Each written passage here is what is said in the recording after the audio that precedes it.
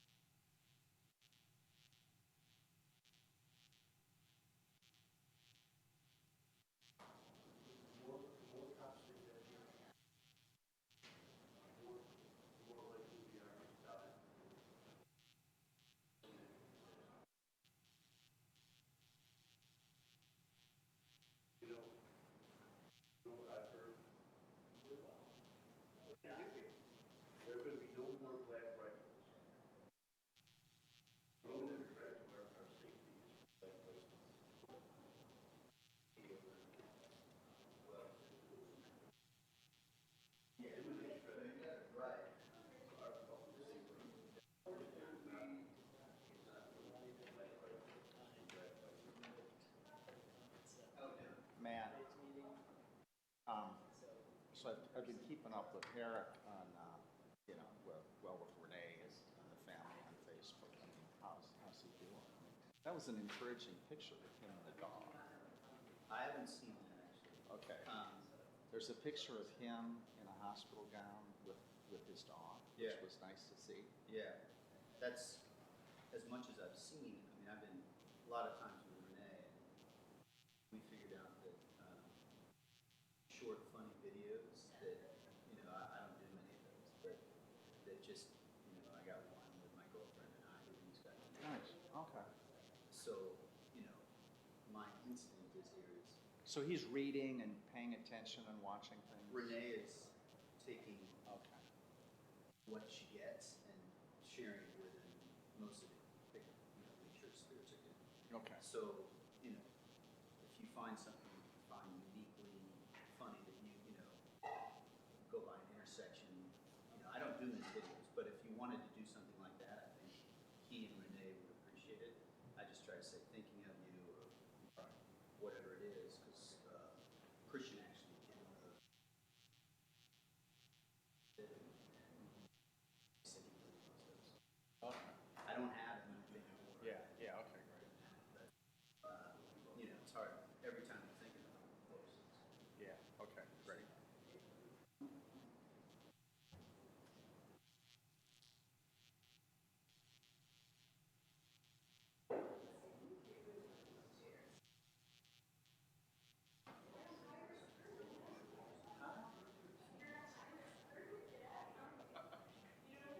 I'm fine. I'm great.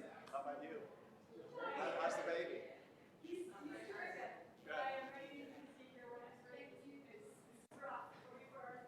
Yeah.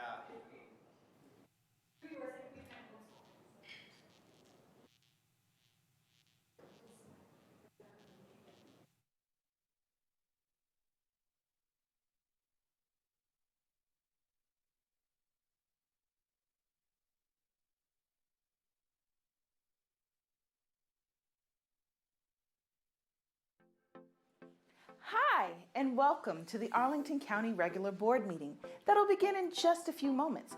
But first, I'm going to walk you through how the meeting works.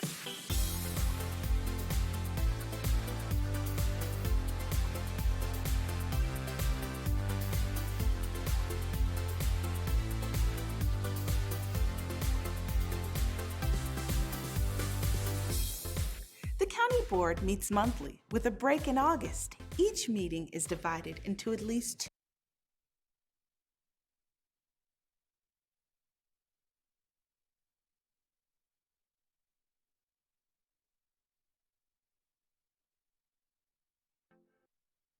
Begin in just a few moments. But first, I'm going to walk you through how the meeting works.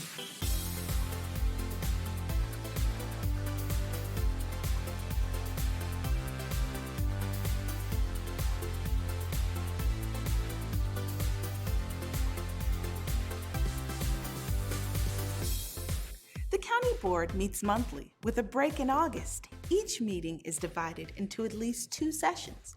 At the end of each regular meeting, the board recesses and continues usually the following Tuesday. Each regular meeting starts with public comment. If you want to speak to the board, just submit a yellow speaker slip to the county clerk. Public comment is your chance to bring topics to the board that it may not be aware of, items that are not topics on that day's agenda, not already decided, and not scheduled for future hearings. One speaker will be heard on each topic and will have up to 2 minutes to speak. After public comment, the board takes up the consent agenda. These are groups of items. Sometimes there are dozens of them with no known issues that the chair brings to the board for a single vote. However, if you think an item on the consent agenda warrants discussion, submit a blue speaker slip to the clerk, asking that your item be removed. It's then up to the board to decide whether to move the item to the recess meeting for a public hearing.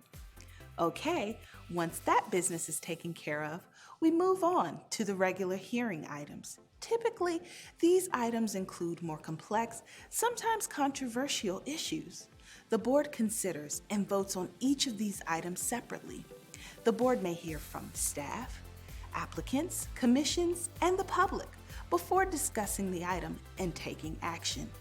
Okay, now you're ready for the meeting. Let's have a look at today's agenda.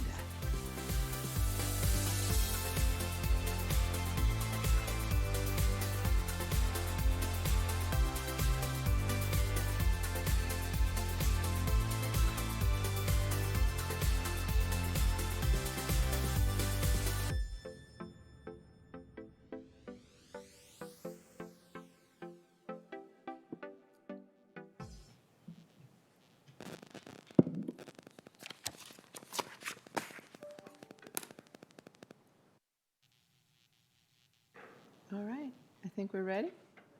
Good morning. County Board is now in session. Welcome to our March 21st, 2020 meeting.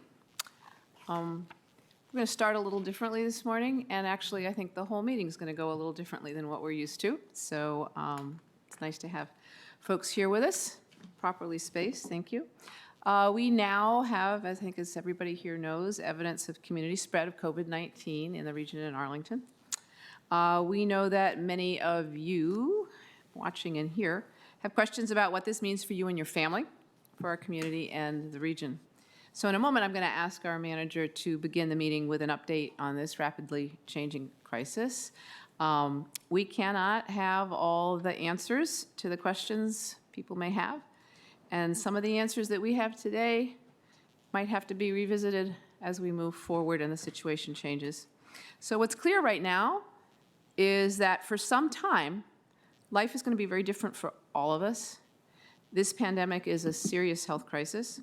Everyone in our community of all ages must practice sensible social distancing and stay at home as much as possible. We know now that not only the elderly or those with underlying health conditions can be seriously sickened by this virus. Anyone can catch it, transmit it to others, and possibly be seriously sickened by it. So we all need to take social distancing seriously. We're doing that here today. I don't know if the camera can show, but we've got people spaced, sitting 6 feet apart. Up here, we're 6 feet apart. Hand sanitizer was at the entrance for folks to use, although we'd prefer you wash your hands when you come in. So we're working very hard to practice that both here on camera, and we do it when we're back in our meetings with each other as well. Our police are enforcing the restriction of no more than 10 people in restaurants, bars, gyms, and movie theaters. We will continue urging those establishments to switch, that are dining, to switch to carry out only. Fortunately, many have already reconfigured their operations or closed entirely to comply with this request. Unfortunately, this creates an incredible hardship for these businesses and their employees. We encourage people to order carry-out or to consider buying gift cards for future services to help those businesses and workers most affected. Now, many in our community are facing extreme financial hardship. We are hearing heartbreaking stories from our small business owners, from low-wage earners who are having to ride crowded buses to and from jobs, but they're still required to report there, or from young people worried about parents who still have to go to work, and from parents worrying about adult children. At the same time, Arlingtonians are checking on their neighbors, volunteering, delivering food, making donations, doing anything they can think of to pitch in and help. They're coping with this stressful time by thinking of others, and that is one of the silver linings in a crisis like this. This county is determined to do all that we can within the limits of our legal authority and financial resources to help families cope with the financial strain. We've already reached out to residential property owners and managers to urge that they allow leeway for renters who may not be able to pay their rents in March and April, and we have welcomed the court's decision to not execute eviction notices. We are continuing to expand the reach and depth of our social safety net. Now, some of you may be wondering about the manager's proposed 2021 budget. It's no longer very relevant. We have temporarily suspended budget work sessions while the manager and our management and finance staff work through substantial and as yet unclear changes to both projected revenues and projected expenditures. And with that, I will turn to our manager. Mark? Thank you, Madam Chair. As you all know, we face an unprecedented challenge as a community, as a region, and as a country. And Winston Churchill once said that it is no use saying we are doing our best. You have got to succeed in doing what is necessary. So we have no greater obligation as a government than to the health and safety of our community. To that end, I wanted to update you and members of the community of the steps we're taking to assist. We recognize this unprecedented scenario will add significant stress on our employees and our residents, not to mention the impact on families and businesses. We will continue to provide services remotely where we can and in person where we must. I'm encouraging employees to show kindness and compassion in these trying times, and I'm deeply inspired by the work of our employees and our community's ability to rise up and to support one another. Just as one example, we've had our public health staff working day and night for over 6 weeks, doing work that was unthinkable 2 months ago. Our technology staff has essentially virtualized almost all of our work in the matter of 10 days. So now on to the update. We're going to cover health, government operations, and some future issues. And with me today are Dr. Ruben Varghese, our Public Health Director, Dr. Aaron Miller, our Director of Public Safety Communications and Emergency Management, and Jim Schwartz, Deputy County Manager. The reason why I chose that quote from Churchill about what doing is necessary is that we must do more than try. We must produce results by maintaining the health of our community. We're in a new world, at least for the next few months. So we're going to do our best, and we hope every resident will play their part. Dr. Varghese is going to talk about the current health situation. Dr. Miller will describe the status of operations, including libraries and parks. And Jim Schwartz is going to follow up with a summary of our efforts by law enforcement, and then I'll conclude with some updates on budget and related issues. So with that, I'm going to turn it over to Dr. Varghese. Try again. You just give it a push. It's on. Thank you. Okay. Good morning, Madam Chair, members of the board. Thank you for this opportunity to inform the community. Can you hear me? Okay. Good morning again. I know COVID-19 is a scary thing, and we can make our way to the best place possible afterwards if we work together as a community. Some messages that my colleagues and I in the region are trying to remind everyone. We all share a responsibility for the health and safety of ourselves, our neighbors, and our community. We are counting on you, everyone in this community, to help. And as the COVID-19 pandemic evolves, governments may choose to implement additional social distancing strategies to reduce physical contact between people to reduce germ spread. We have been doing that. I think it's been effective. I think we do need to remind people, it's like, if we think about where we were 2 weeks ago, we've actually achieved a lot in that respect. So I think we have to remember it's not that easy always for everyone to comply, and a lot of people have been doing a lot of good things to reduce that social contact. We have cases in Arlington as well as in the region. It is because of that we've seen going from travel-related to coming from areas of outbreak-associated cases to, yes, there's now evidence for local transmission. That community transmission basically means that there are more than 1 or 2 cases where you cannot find a known source not related to travel, which is a proxy for outbreaks, say, in Wuhan. When we said it was travel-related, there was an outbreak in Wuhan, or if it was in Iran. Cases in Georgetown would have been to a known case. That's how the transmission occurred. We now have evidence without being able to find a known source of transmission. Completely expected to occur here, and the measures we're taking are the appropriate ones to keep physical distances to reduce that germ spread. So with that evidence of community spread in Northern Virginia and in the Washington, D.C. metro area, the health directors in Northern Virginia want to remind everyone, and I'm doing this as well, infectious diseases do not respect boundaries, and all localities and all residents should be vigilant to help slow further spread of the virus. And each of us as residents and workers in Arlington are a critical part of that strategy to slow the spread of the virus here. I think people are probably sick of me saying this, but there are significant things we can do. Washing your hands frequently reduces the germ spread to ourselves and to other people. Avoid close contact with those who are sick. Cover your mouth and nose when you cough or sneeze. Avoid crowded areas and non-essential travel. Good technique, especially if you're over age 65 or have a chronic medical condition. And follow local government social distancing advice. For gatherings of any size, create ways between yourself and others to keep at least 6 feet distances, and if you can't, go home. Just a couple of updates on things that we have been working with others. As you mentioned, the bars and restaurants, people have been complying with the 10 and under rule. Public health staff, along with the police and sheriffs, have a system in place to warn those establishments. We've had to do it occasionally, not very much, and they get the message very quickly.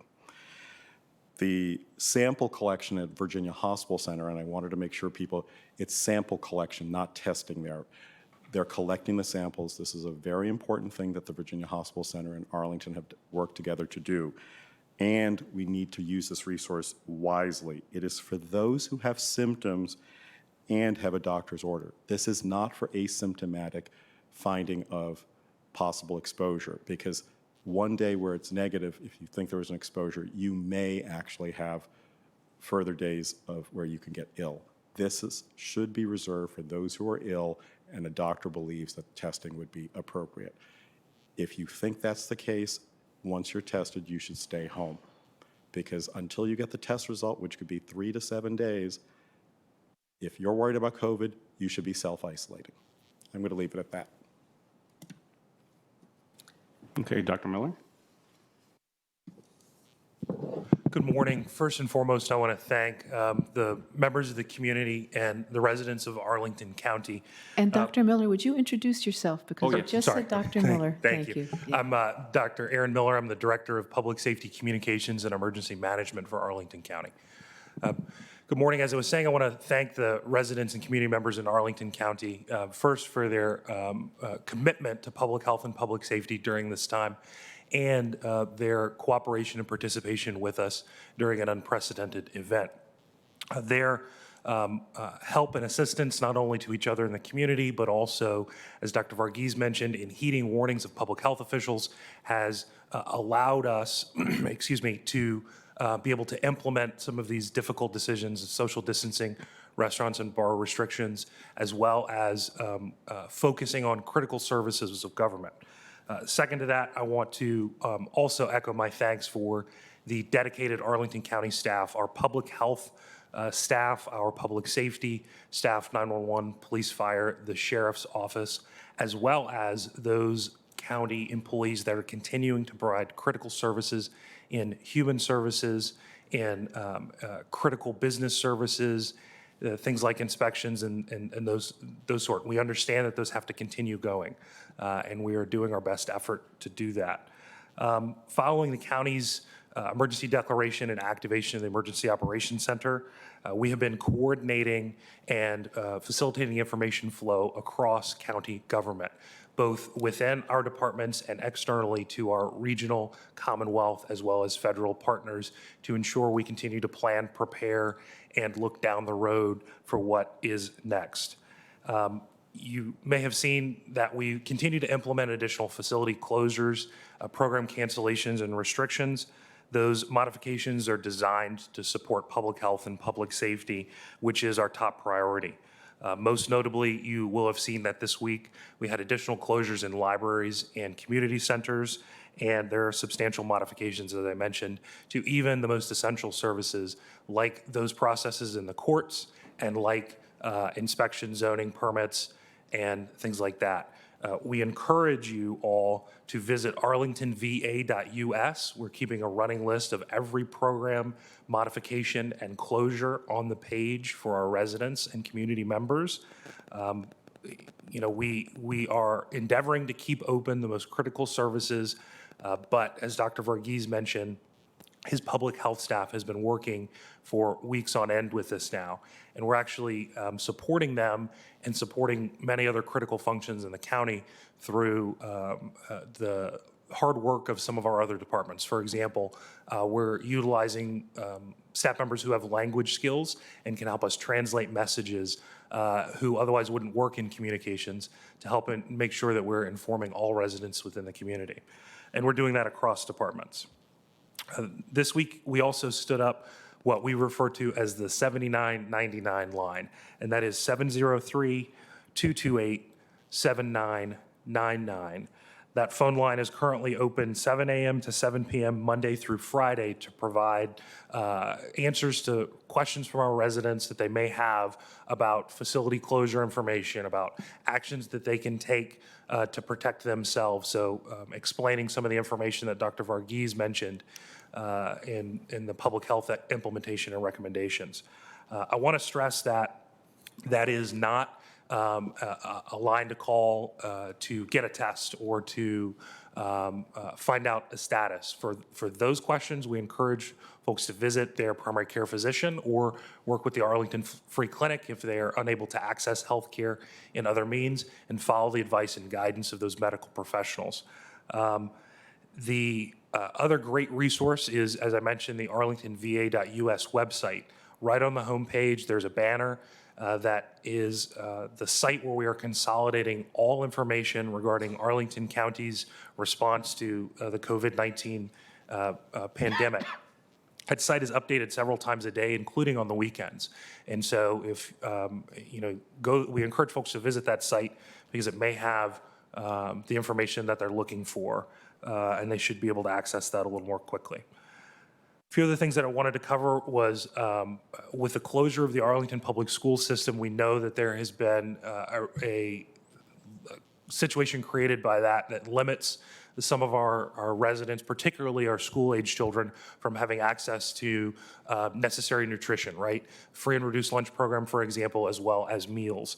The Arlington public school system is supporting families through the free grab-and-go lunch and breakfast program for their kids 2 to 18 years old, Monday through Friday, 11 to 1 at Kenmore and Drew. Outside of that, there are networks of nonprofits and volunteers that are supporting us, as well as the Arlington Public Schools. And once again, that website, just about 3/4 of the way down, you'll see a tab that says Food, Financial, and Medical Assistance. And I'm going to click on that real quick because I want to read some of the things here that we have. So for instance, some of the wonderful community partners right here. So there's a ramen shop that's offering delivery of free vegetable ramen soup for our seniors. There is several restaurants and eateries offering free meals to students of all ages. And we want to point folks to those resources and encourage them also to support our local small businesses and our local business community during this time. So those that are giving back, we cannot thank enough. This is what we call a whole community effort, right? Government cannot do this alone. We appreciate those partnerships. On that note, regarding restaurants, you may have seen this week that the governor's order for further prohibiting gatherings of 10 or more applies in the restaurant and bar area. As Dr. Varghese mentioned, the police department has been working closely with restaurants through their Arlington Restaurant Initiative and with the Arlington Economic Development Office to inform, educate, and support residents. I want to emphasize that we are not looking to make this a punitive action, right? We're attempting to support residents and restaurants in implementing this. And I'll give a great example. The Department of Environmental Services this week has been working with restaurants who may need curb space or may not have parking to designate free short-term parking in curb space along major thoroughfares so that our residents and community can take advantage of those takeout options from those residents. So we want to encourage our restaurants to continue with that, and we are here to support them. As I mentioned, that website, arlingtonva.us, click on coronavirus updates. Right at the top there, you'll see within the situation report, economic development has a list of bars and restaurants that have implemented the to-go carry-out options.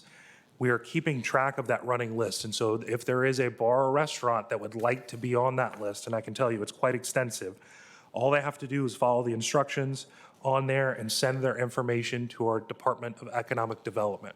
We're happy to support them because they're supporting our community, and we want to be able to encourage members of our community to take advantage of these services. Two other quick topics that I want to cover. I mentioned the collaboration with our state and federal partners. We have regular contact multiple times a day with a number of Commonwealth partners, in particular right now the Department of Emergency Management, as well as the Virginia Department of Health.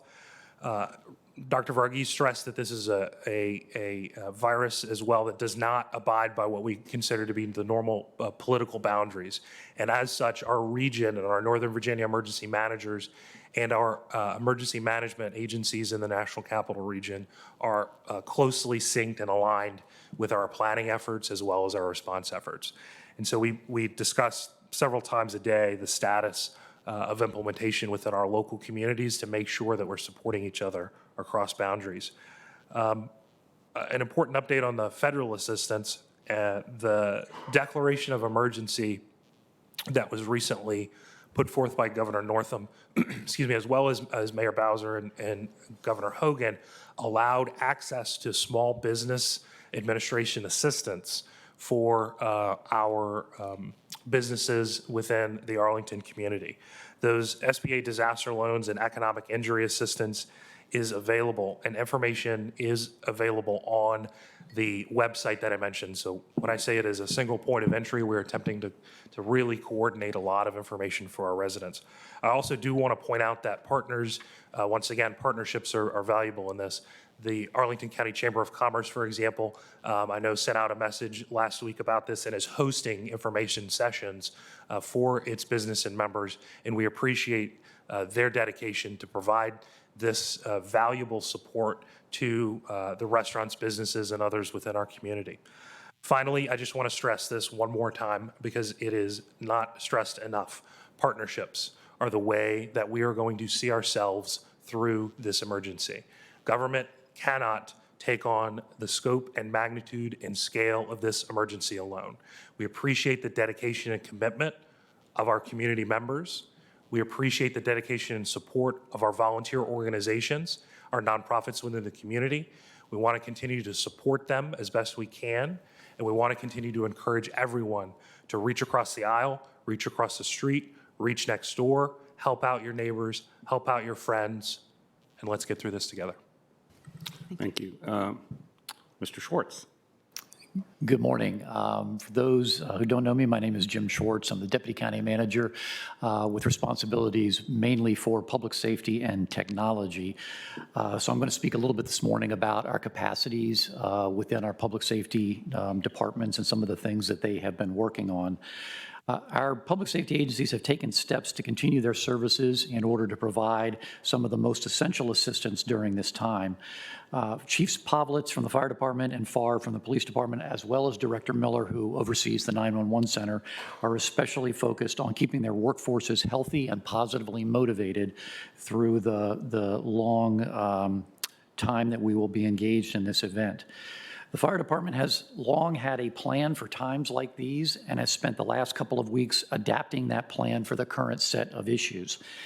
In addition to following the same advice given to the public, wash your hands, social distancing, stay home when you're sick, members have instituted a practice whereby their temperatures are taken when they arrive at work for the beginning of their shift. Temperatures are taken throughout the shift and again before they depart their shift in the morning.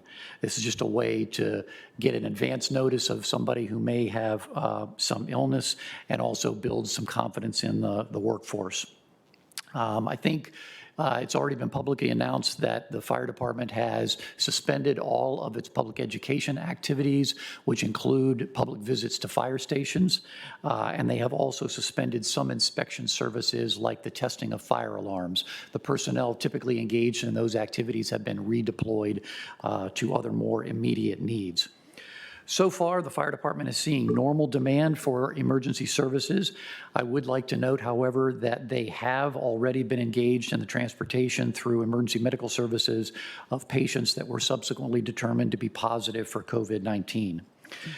The department has enough personal protective equipment, what we refer to typically as PPE, to last them until the supply chain that everybody has been hearing about, the lack of manufacturing that's been going on domestically and that is ramping up as we sit here today.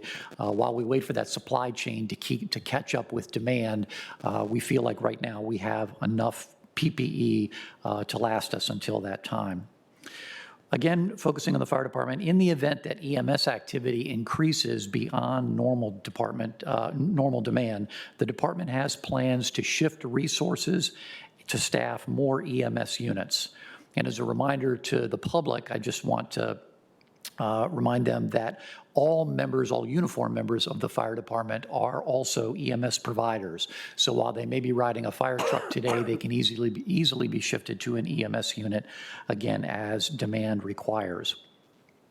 Like the fire department, our police department has also long had a plan for operations during a crisis like COVID-19, and they too have been adapting that plan to the current circumstances. Their plan also includes the shifting of resources as essential services require and available staffing allows. To date, the department has already diverted some non-emergency incidents to online reporting, which will help reduce officer exposure and reduce the possibility of cross-contamination within the community. I would note that all of these kinds of incidents most of these incidents are in the nature of property crimes, so thefts from vehicles, small larcenies, vandalism, those sorts of things. So if the public has the unfortunate experience for any of those, they can go online and find out how to report those online without direct interaction with an officer. The department will continue to respond to in-progress crimes and emergency calls for service where there is an immediate threat to life, health, or property. And again, they are poised to reallocate their staff. One of the examples that the chief has given us is that if he needs more patrol officers, either due to demand for incidents or because his own workforce is diminishing because of exposure to the infection, he will move positions from community outreach, detectives, other positions where that work might be able to be slightly delayed so that we can focus more on the day-to-day service demands. I want to speak just briefly about our partnership with Virginia Hospital Center. You already heard Dr. Varghese talk about the collection center that's been set up at Quincy Street. Also of importance right now to the community is the ability for the hospital to deal with a surge in demand on their services. I would note that the Virginia Hospital Center is a member of the Northern Virginia Hospital Alliance, which is a band of hospitals that geographically stretches from Arlington out west to Loudoun and south as far as Spotsylvania and Caroline counties. The Hospital Alliance was formed after the anthrax and 9/11 attacks in 2001 for the purposes of the hospitals collaborating on their own preparations on a regular basis. So the hospitals collectively are looking at their surge plans. I would note that they have long had surge plans, probably stretching back about 15 years, but really we are anticipating demand on the hospitals that's going to exceed the roughly 20% surge that previous plans have demanded. So that is a work in progress, something that Virginia Hospital Center and their partners are especially focused on. Regionally, we continue to function as a partner with, as a member of the Northern Virginia Emergency Response System, which is a coalition of governments that look at all of our public safety, public health, and emergency management services. We are in constant contact both with our regional partners and through the Northern Virginia Emergency Response System and the Hospital Alliance, getting a gauge for what people are focused on and sharing information to assure that everybody is as up to date as possible. We continue to communicate on a regular basis through the larger Council of Governments and the National Capital Region efforts. And I would just note that our mutual aid agreements that enable us to share resources on a daily basis remain in force and continue to be practiced on a regular basis.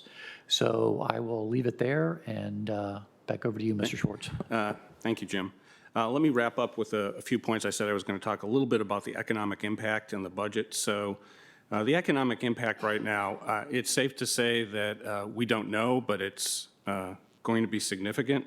I was on a phone call yesterday with all our local hotel managers, some occupancy rates of 2 to 3% in our hotels. We've already had one close as of yesterday, and that may happen with more. We've received a number of requests for assistance through our Department of Human Services for rent assistance, help with utility costs and food. I would say that all of our utilities, Washington Gas and Virginia Power have committed to not shut off service, and we also are not enforcing any water shutoffs or diminishing of service on the county side. I also, as of last night, allocated $100,000 out of the county manager contingent for additional funding to AFAC, the Arlington Food Assistance Center. They're finding it very difficult at this point to stock up with all the food that they need. That could be just the beginning, but we shall see. Our Department of Human Services convened a virtual conversation with all our social safety net providers. We're following any requests we get from them. And the harder thing here will be to make sure that organizations get what they need, and at the same time, the federal level, trying to determine what Congress is doing and how that intersects with what we want to do, because we don't want to duplicate. We also don't want to leave anybody unassisted if that's necessary. On the budget, Madam Chair, you referred to the fact that the budget I proposed last month is no longer relevant. It is not. We have unknown revenue impacts. Right now, we're in the point of the year where we're talking about transient occupancy taxes and meals tax. We expect all of those taxes to be significantly down, those receipts. The county treasurer has already announced that she would waive some penalties and also filing deadlines for those types of taxes. I'm committing, do the best I can to get to you a new budget proposal by April 1st. And it will be a very small document, but it will speak to increased demands in certain areas coupled with less revenues. As we have mentioned many times before, we do have budget reserves available of significant amounts. We also, similar to what we did as an organization after 9/11, we will be immediately reprioritizing PAYGO projects and capital projects if we need to take funds from there to spend on needs that have arisen. The community should begin to understand that projects like Lubber Run and Long Bridge Park, which we hope will continue to be under construction, but that really depends on whether we have the workers, and we've already seen some impacts there. Even if we're able to complete them, there's absolutely no way that we'll be able to open them as previously scheduled, and we'll talk a little bit more about that when we get into the budget itself. Projects, for example, on Columbia Pike, where we've been doing a project that's very disruptive to traffic, and we have a timeline there. Fort Myer Construction continues to do its work, and we've been very fortunate, but we cannot promise that that work will be able to continue. We will see. And it may not be a focus of a lot of people, but essentially the capital markets in the United States are essentially non-existent. Our ability to go into the bond market is not existent.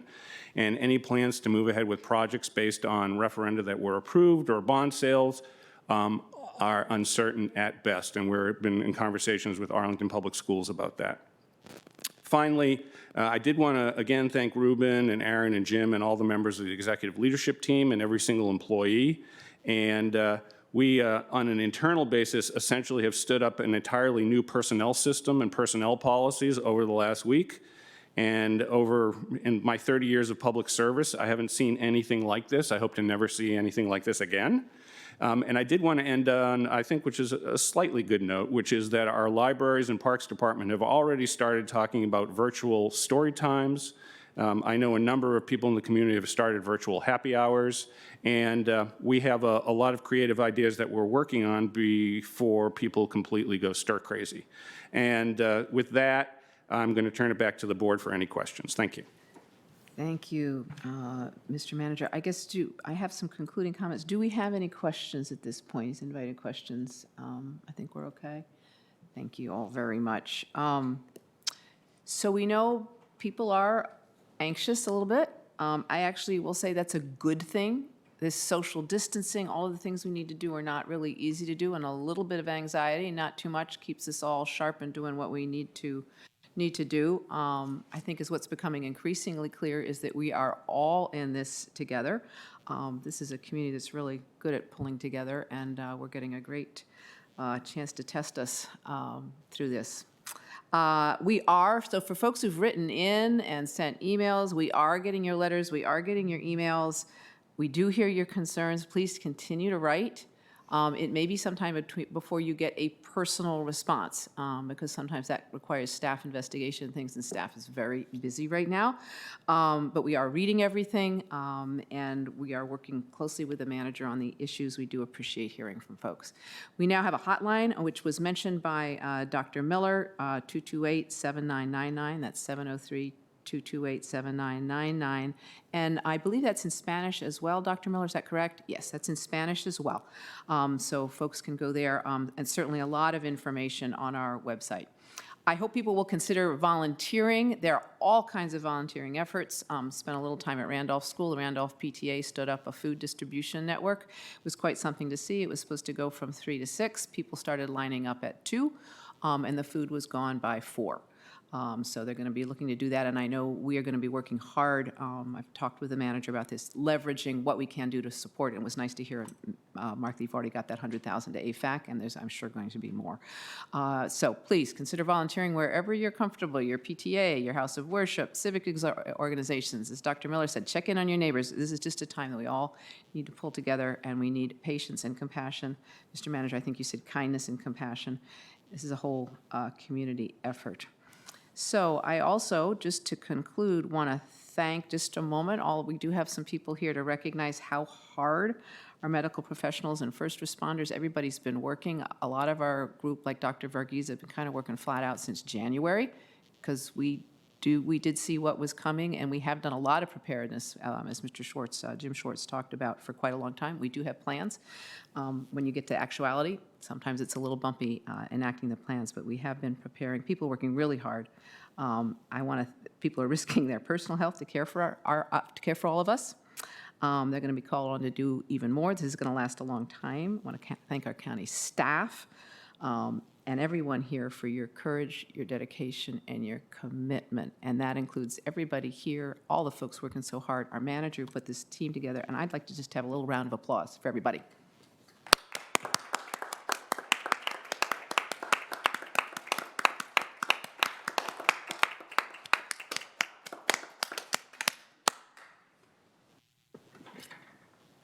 Thank you all. I also, anybody watching, we're in for a marathon, not a sprint, so this is just the first. So we're now getting to our more regular meeting. As you notice, our colleague Eric Gutschall is still not with us. He is still undergoing treatment, and we are keeping his family in our thoughts and prayers. He loves getting emails and notes and cards from people. Anybody who would like to write, I know he will definitely hear from you. You've noticed we've got a strict social distancing policy. We're maintaining a 6-foot distance. If there is no room in here, if somebody should come in, you're able to watch at the conference room across the hall or listen from the atrium. We've got hand sanitizer. I've gotten my notes to please sanitize your hands, but actually hand washing is so much better. Dr. Varghese taught me how to wash hands. You want to go for 20 seconds. You want to get everything. You want to get your fingers like this, run that water, 20 seconds. Way better than sanitizer. Do that if you can. I also keep a supply of hand cream because your hands start to dry out. And if people come up, we're going to ask folks to kind of refrain from touching the podium. If you would, you can speak, but please just try not to touch it. And once you're finished speaking, you might want to use hand sanitizer, which is on the table right there. Let's see, anything else? Our staff and applicants and commissions are going to be presenting remotely, that which has given us a lot more room to spread out. This is new for all of us. I don't know how this is all going to go, so please be patient. We do have closed captioning, an overhead screen, as well as hearing-assisted devices. If you have trouble hearing, talk to our clerk. And I have a note here about Spanish language translation, but I don't know that our translator is here today. I don't believe so. Is not here today. She's not here today, so I'm sorry we do not have Spanish translation, although some of us at least understand Spanish, so if people want to speak in Spanish, I think we probably will understand.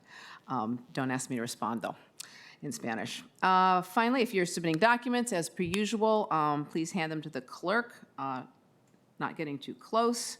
We do ask people to put your name, your contact information on all your documents. We may, from time to time, get up and stretch. As per usual, even though you can't see us, we can see you and hear you when we go to the back. So I think with that, we are ready to start with our public comment. And Madam Clerk, if you'd call call the next speaker. And usually we have people come up and line up and wait, but actually you're nicely spread out, so we'll take a little more time in between speakers. And just stay where you are, and when the first speaker is finished and gone, then you can come up. All right, Madam Clerk, would you call the first speaker? Our first speaker is Ann Bodine, followed by Audrey Clement. Morning, Madam Chair and members of the board.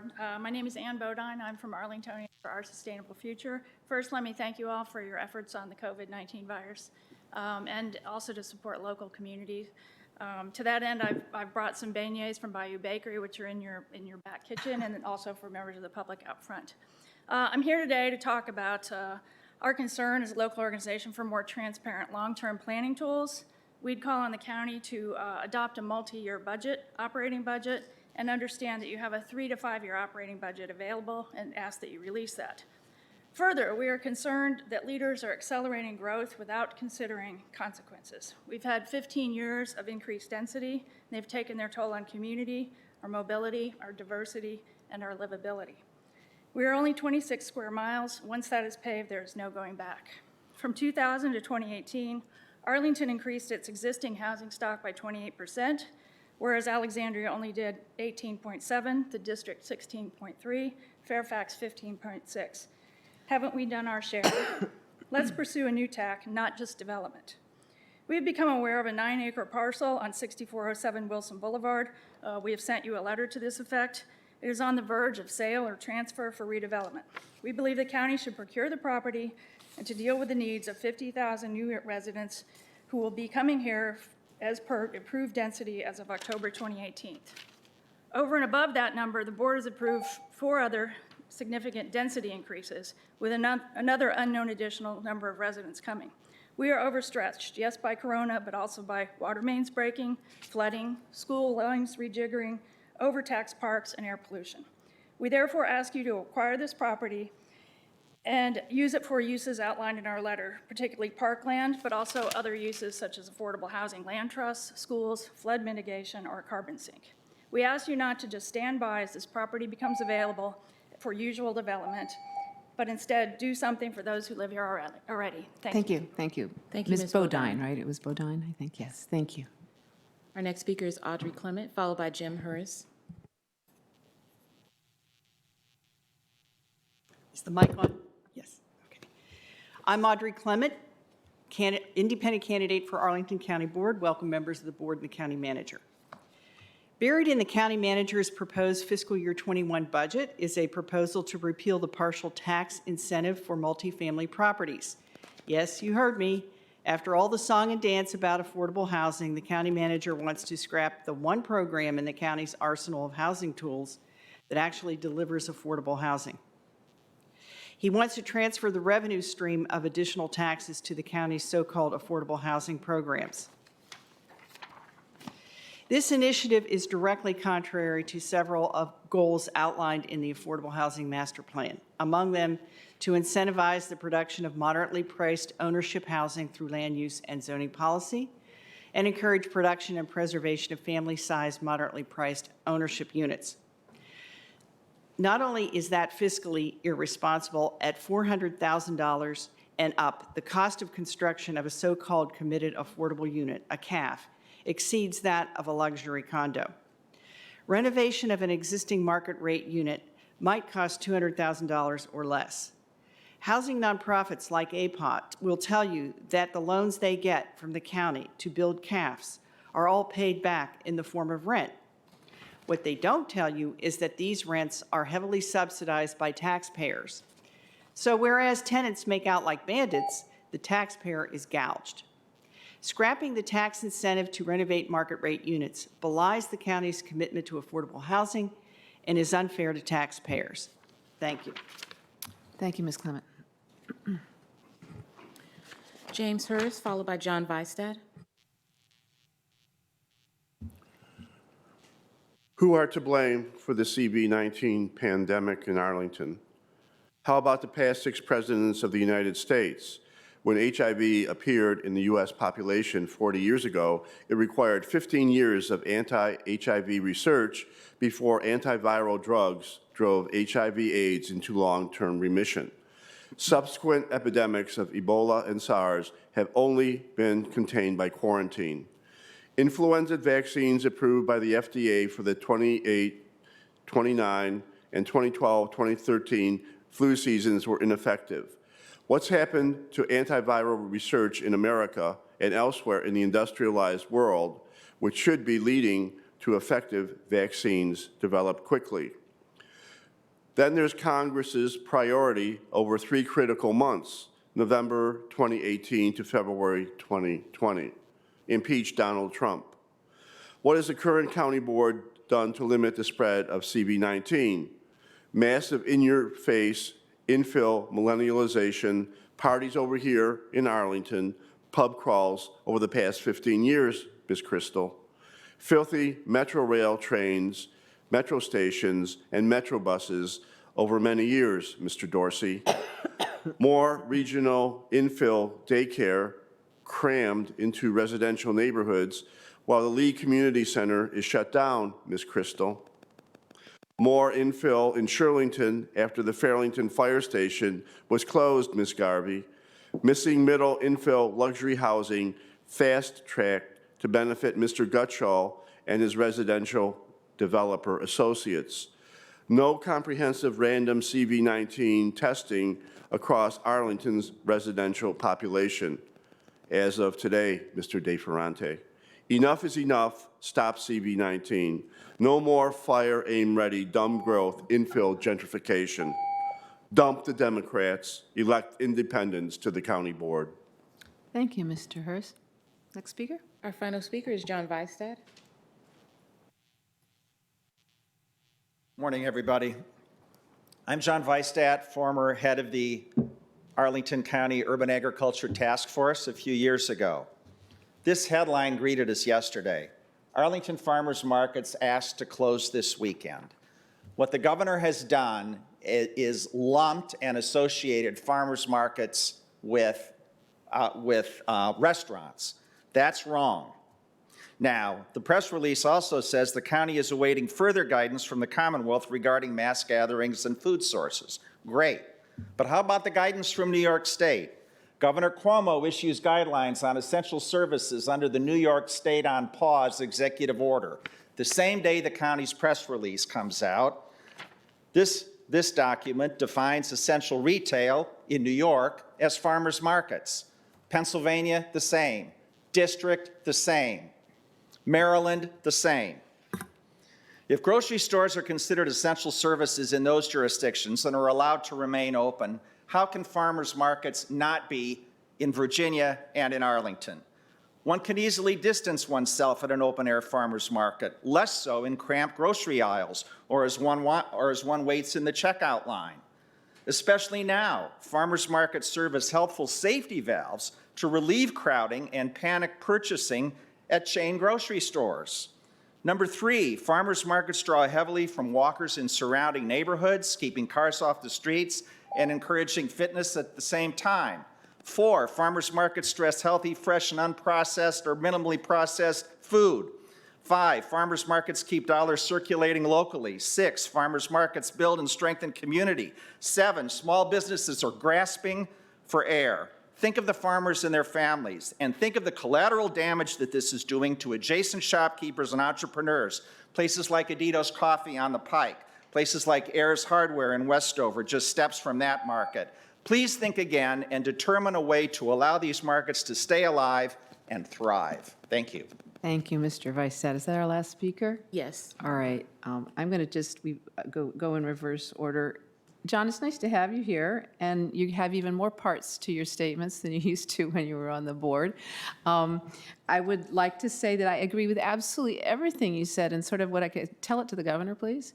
As you notice, this is a governor's order, so we are working through this. I don't know, Mr. Manager, if you, I totally agree with you. I was on a conference call just yesterday with, I'm part of an agriculture task force for the region, and we were talking about this particular issue and how important it is to find a way to keep farmers markets open in a good way.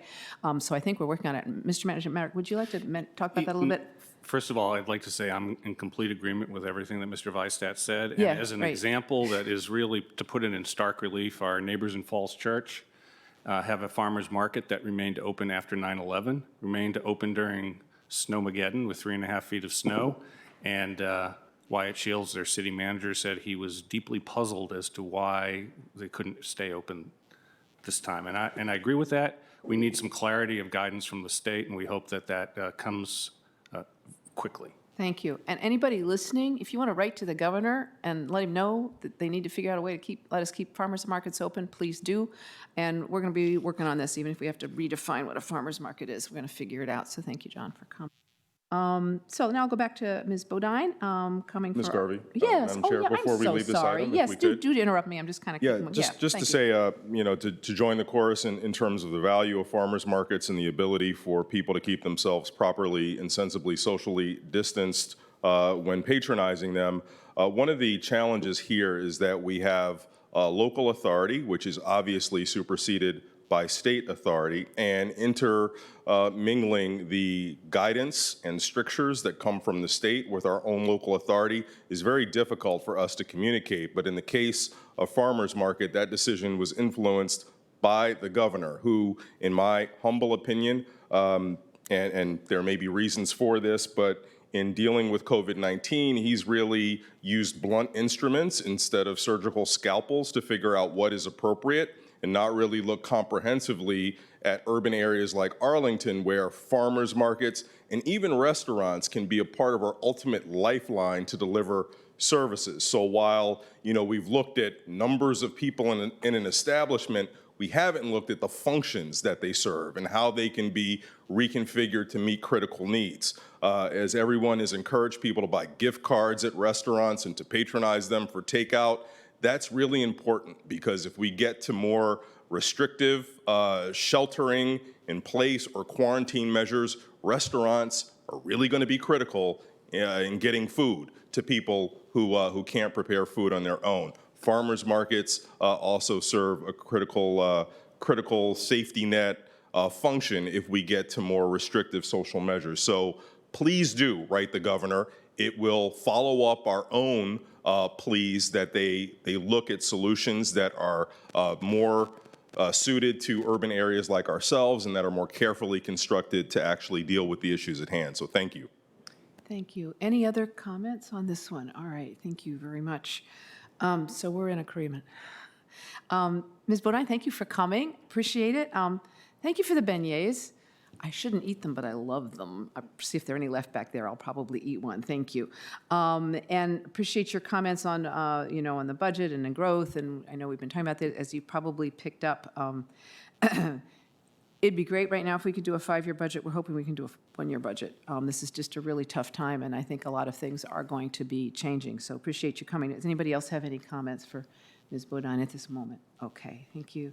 That gets us to Ms. Clement, coming here to talk about affordable housing, and I'll ask Mr. Dorsey to address your comments. He's more into this and aware of it than I am. Thank you, Madam Chair. So I think the issue was the multifamily property tax exemption, which I'll just say simply, after careful study and analysis, staff concluded that that neither influenced developer behavior nor produced any units of affordable housing. Therefore, it became essentially a vehicle for reduced revenues with no public policy benefit. I would hope that everyone would hope that our government is constantly looking at tax expenditures in the case of reductions in our revenue and wanting to see that they actually produce a public policy benefit. And when they don't, hopefully you will implore us to get rid of them. In this case, we've done that on our own initiative. So we can talk more about that substantively, but that's the Cliff's Notes version. Thank Madam you. No, Chair. that's, I remember, I must apologize, Ms. Clement. I tuned out very briefly, and then I was not quite sure what particular action, because it doesn't jive up as Mr. Dorsey explained here. Any more comments on this one? Yeah, sure, Mr. DeFranti. Just briefly, on a couple of these items, there's a theme, which is the timing of the action in light of how the world has changed is, I think, very important for all of us just to consider. And so with respect to your comments, Mr. John, I agree as well, but we just are seeing the guidance that's coming out yesterday. So give us a couple of days as we work to make our points. And the same, I think, is true with respect to the multi-year budget, as you, Madam Chair, pointed out, that we're in a different fiscal reality. much as we wish we were not in a different fiscal reality, we have to acknowledge that reality. Okay, thank you. And Mr. Hers came and talked about growth and development, as he usually does, which is in some ways comforting. Is there any comments more about Mr. Hers? Not at this moment. Thank you. I think that concludes and brings us to our public comment. Thank you all for coming. Appreciate you being here. Appreciate the beignets. Thank you. And that will take us to the consent items. I think we've had one or two removed, Madam Clerk, from the consent items. Yes, Madam Chair, item number 33, I have for removal. That's the one that's been, okay, thank you. Could I have a motion on the consent items, Madam please? Chair, I move that we adopt and approve the items on the consent agenda minus item number 33. Thank you. Second? Second. All right, motion's been moved and seconded. All in favor, please say aye. Aye. Aye, all right, motion passes 3-0. That does it. All right, thank you. So I have a few things just to talk about here about the consent items that we just passed. You know, consent items are a lot of things all together, and they're there because they're non-controversial. That doesn't mean they're not important. So I'll just go over some of the things that we just highlight some of the items we just approved. So one of them was the Child Care Initiative. And I'd like to highlight again how our Child Care Initiative is growing. Thank you again. Hats off to Ms. Crystal, who got that going during her tenure as chair. And we continue to grow more child care slots. We have in Arlington, we've approved more use permits today for family home childcare, and that's the result of our changes that we've made to our zoning ordinance. We also approved a use permit for a new child care center at 333 South Glebe Road for up to 70 children. We discontinued a use permit for a summer camp in Cherrydale Baptist Church, but that wasn't because they're not going to be holding the camp. That's because we streamlined our requirements for summer camps, and they can operate on short-term use, and they don't need to do the use permit. Our planning staff tells me that in total so far, the board has approved approximately 795 slots since we finished phase 1 of the Child Care Initiative in July of 19. And that doesn't include the 323 additional slots up for approval this month and in April. We have also temporarily converted Ballston apartments to hotel rooms, and this is the 4th time we've done that. We've granted a request to temporarily convert residential units to hotel rooms, and Y Hotel wants to convert up to 125 apartments at the former carpool site, and that's located at 4000 Fairfax Drive, into hotel rooms for up to 2 years. And this is just a great way to keep a group going, bringing in income, letting people have a place to stay, and it's been working out quite well for us. We found that the temporary conversion was not going to create any undue impacts on adjacent properties, and that helps get the building occupied faster, which is great. We also approved Maywood, design guidelines. There was an update of those, and a local update to their local historic district, and this is one of our oldest residential neighborhoods. And it will help, the update will help us review the requests by Maywood homeowners for exterior alterations, new construction, and demolitions. And the goal is just to reduce the number of projects that have to require certificates of appropriateness. And that allows us to increase the range of projects that can be approved administratively, just kind of streamlines things down. And we think about 45% of the approved certificates of appropriateness for the last 2 years could have been evaluated and approved administratively. So our Historical Affairs and Landmark Review Commission worked very closely with the community on these updates, and I think it's going to be a good improvement. We did have some funding for emergency preparedness. How timely. We accepted a federal grant of $115,000 to conduct emergency preparedness planning, training, and exercises. This comes from the Department of Homeland Security, and it will include supporting epidemiological investigations, our medication dispensing sites, and other duties that are particularly pertinent now, so that timing was good. We have voted to accept $1.28 million from the Virginia Department of Behavioral Health and Developmental Services for a regional mobile children's crisis response service, and that's great. The funding will allow us to hire more staff for the Children's Regional Crisis Response Program, and that means the program's going to be able to double the number of clients it serves, and this is really a need that we've had. It will extend the age of young people served from 17 to 21, and in FY 2019, this program served 472 young people. 15% of those lived in Arlington. And in the first half of 2020, we served 269 youth, so you can see how the need is growing. This is a 24-hour mobile crisis stabilization service for young people facing behavioral health crises. We have renamed the Crystal City Business Improvement District.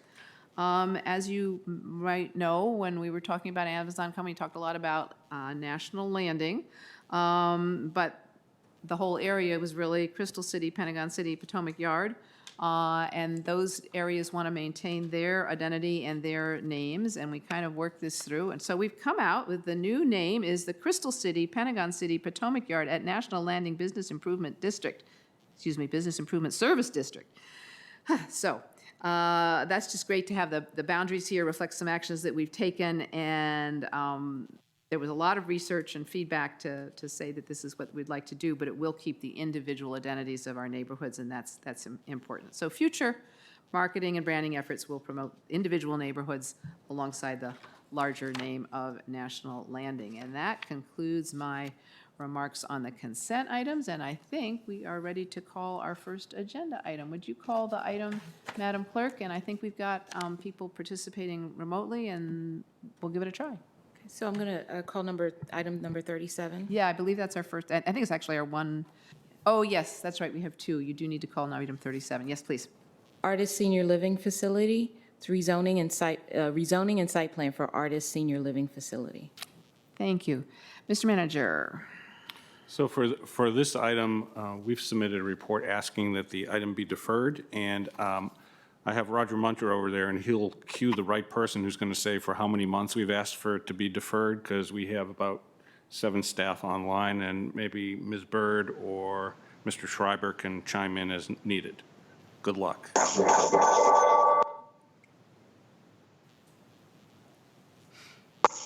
Sorry, I think there's a lot of feedback. This is Samia Bird for the record. We are requesting a 1-month deferral to April to allow additional time to address some outstanding issues with the applicant. Thank you, Ms. Bird. You sound very amazing. Yes, so deferral, any other comments or information at this point? I think we're not going to take comments from the public, and we're simply deferring it. So, and I'm sorry, remind me, we're deferring it until? That's a 1-month deferral. 1-month deferral, thank you. All right. So I would like to move that we defer this item 37, the Artist Senior Living Facility. Madam Chair. Yes. We do have one person. Oh, I apologize. Just one person? Yes. All right. Fine, we'll take the speaker. Mr. Hurst. Yeah.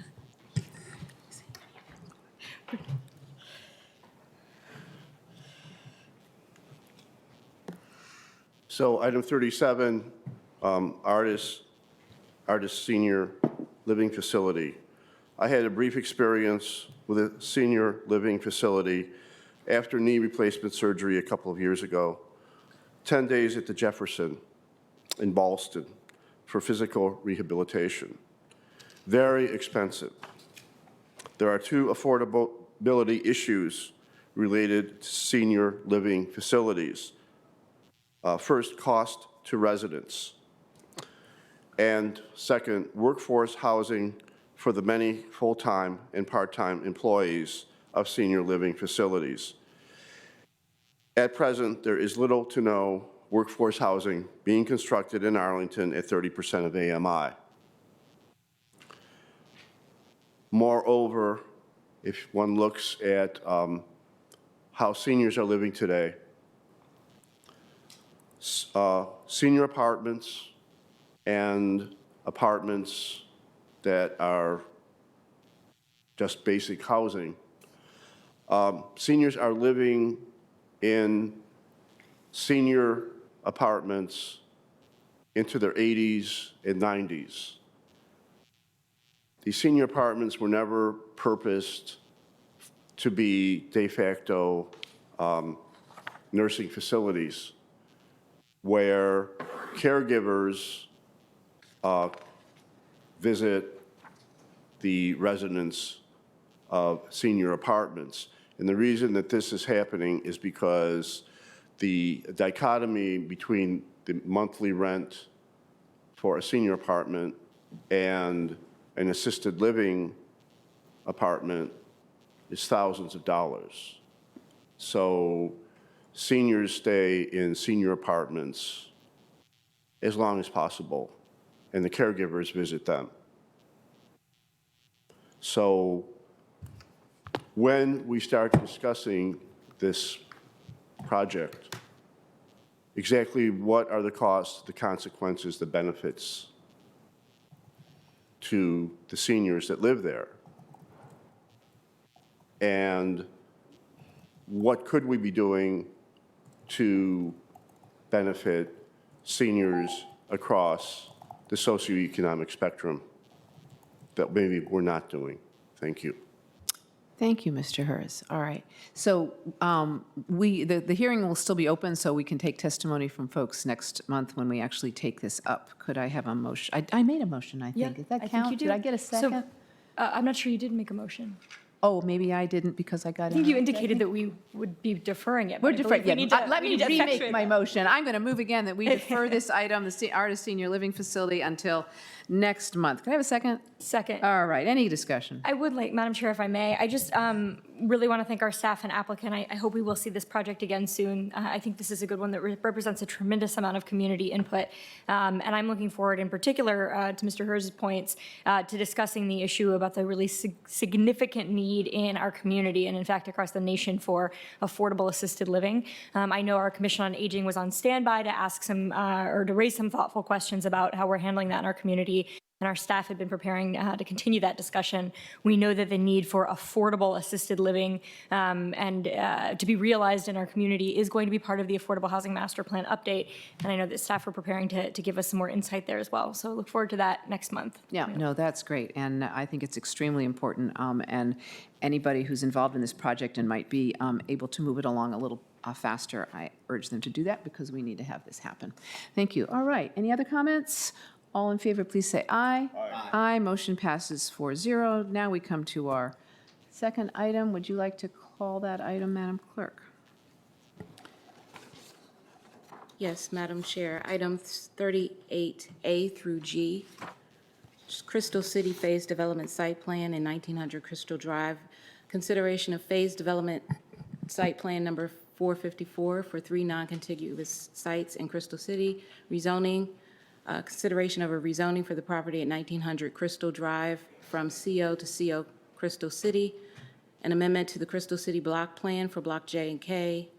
Amendment to the Site Plan number 56 to remove square footage from the site area and to permit modifications of the zoning ordinance. Consideration of Site Plan number 421 for construction of 5.92 FAR of density at 1900 Crystal Drive. And approval of related, consideration of related ordinances of vacation and an ordinance of encroachment. Thank you. Mr. Manager. Thank you, Madam Chair. With me today is Virtually. Adam Watson, who will be assisted by Rob Gibson. And at this point, I think we have a slide presentation, and Mr. Watson his voice should magically appear once Roger clicks a button. All right. All right, can everybody hear me? Yes, we can. Okay, excellent, thank you. Okay, good morning. This is the Crystal City PDSP and the 1900 Crystal Drive final site plan. We'll also be covering items F and G today, which are the vacations of easements and the encroachments that are coming with the final site plan. So jumping right into the Crystal City PDSP. So this is a phase development site plan in Crystal City that is comprised of 3 non-contiguous sites, which you can see here on this map. Moving left to right, we have the 2300 Crystal Drive site plan, the 1900 Crystal Drive site plan, which we'll talk more about today, and then the 101 12th Street site plan. So this PDSP proposal links together these 3 non-contiguous sites and establishes the potential maximum amount of additional density to be achieved for each site. It provides a holistic framework for achieving the sector plan goals across these sites, However, what this doesn't do is provide final entitlement for each of these projects. Each project still needs to complete the standard final site plan review process, LRPC, SPRC review process, and we'll also be providing separate site plan improvements that are unique to each site. So collectively, these projects need to earn about 1 million square feet of additional density above the base density. The county board can approve that additional density when the development proposal furthers the goals, policies, and recommendations of the Crystal City Sector Plan. And so to meet this requirement, the developer is proposing a mixture of community benefits directly related to both overarching and site-specific sector plan goals. So I'd like to just walk through now each of the 3 sites and the community benefits that would come with each site under this PDSP. So the first site is 1900 Crystal Drive, which we'll be talking about more today. And with this proposal, you can see we have a couple different categories: open space, affordable housing, community facilities, and sustainable building design.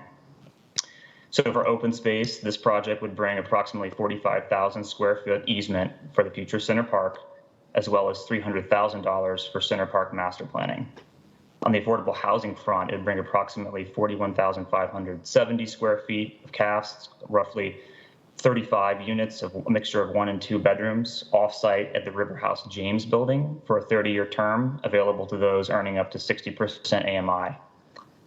It would also bring a community facility space of about 7,200 square feet on the Mall 4 building, that's 1901 South Bell Street, for a 20-year term rent-free. That would also include 25 parking spaces and operational support for 5 years. In addition, the applicant is also proposing a sustainable design at the LEED Silver level. So moving on to the 101 12th Street site, this proposal would bring with it a full fee simple conveyance of Gateway Park, which you can see shown on the image on the right-hand side of the screen. It's a little bit hard to read, but that's number 1. That's Gateway Park. That's 54,500 square feet, as well as a $300,000 contribution for planning that park as well. Transportation-wise, it would include construction and fee dedication of the 10th Street connection, which is called for in the sector plan. That's number 3 on the map to the right. And again, LEED Silver design. Lastly, the 223 23rd Street or 2300 Crystal Drive. This would bring with it the remaining half of the affordable housing contribution off-site at the River House. Coordination with the county to reconfigure and reconstruct 23rd Street South in Crystal City, which is immediately adjacent to the site. And again, LEED Silver sustainability. So staff is supportive of this. We think it's an innovative and holistic method for achieving sector plan goals. These goals are, again, tied directly to the sector plan. We're getting a great balanced mix of benefits across categories. We're getting spaces and areas that would not otherwise be attainable without cooperation from the developer, and we're getting benefits up front. So jumping in now to the final site plan for the 1900 Crystal Drive residential project. This again is in the heart of Crystal City in the Central Business District. This is the JK block, if you will. So this map shows you what exists down there, or what did exist down there prior to the demolition of the Mall 3 building. And just for reference, I will be referring to these buildings throughout the presentation as they're shown here. So the Mall 1 building, Mall 2 building, which is the Bloomberg B&A building at the top, Mall 3 now demolished, Mall 4 where the future library would be, and then the Crystal City Marriott Hotel as well. The area that's highlighted in yellow is the new site area for site plan 421. This is an area is essentially being carved out of the existing site plan 56. So just a little bit of background, there was a site plan that was approved in 2012 for this area. It has since expired. It was for an office tower, which you can see here in the rendering on the right-hand side of the screen. There was a rezoning that went with that from CO to CO Crystal City. That rezoning, however, did not expire. So when we jump into talking a little bit about what the rezoning is doing, essentially the applicant is asking to rezone the area that was not previously rezoned to CO Crystal City. And the key takeaway here is that this proposed rezoning is consistent with the GLUP and with the sector plan. So the proposed site plan 56, again, to remove that site area to add it to the new site plan. to retain the existing density that's there today, which just by factor of removing site area, it will go up to 4.04 FAR. To retain the existing parking that's there at ratio of 1 space per 886 square feet. That's 1,246 spaces total. The applicant is agreeing to share 350 of those spaces in that garage with the new site plan area. And then by function of adding some new mid-block retail with the new site plan, relocating the Mall 4 loading dock and sharing that also with the new towers. And I'll show you more on that in a second. So this is the new proposal for site plan 421. On the rendering on the right-hand side of the screen, you can see the south tower and the north tower, combined total of 811 residential units with a total density of 5.92 FAR. Each of the towers has ground floor retail. There's also a single-story mid-block retail section that's being introduced, which I'll show you in a minute. New interior connections. Parking for these two towers would go down to 0.33 spaces per unit. But in addition to that, there's the 350 spaces shared that I just mentioned, as well as 46 tandem spaces, which just don't meet zoning ordinance requirements to be counted.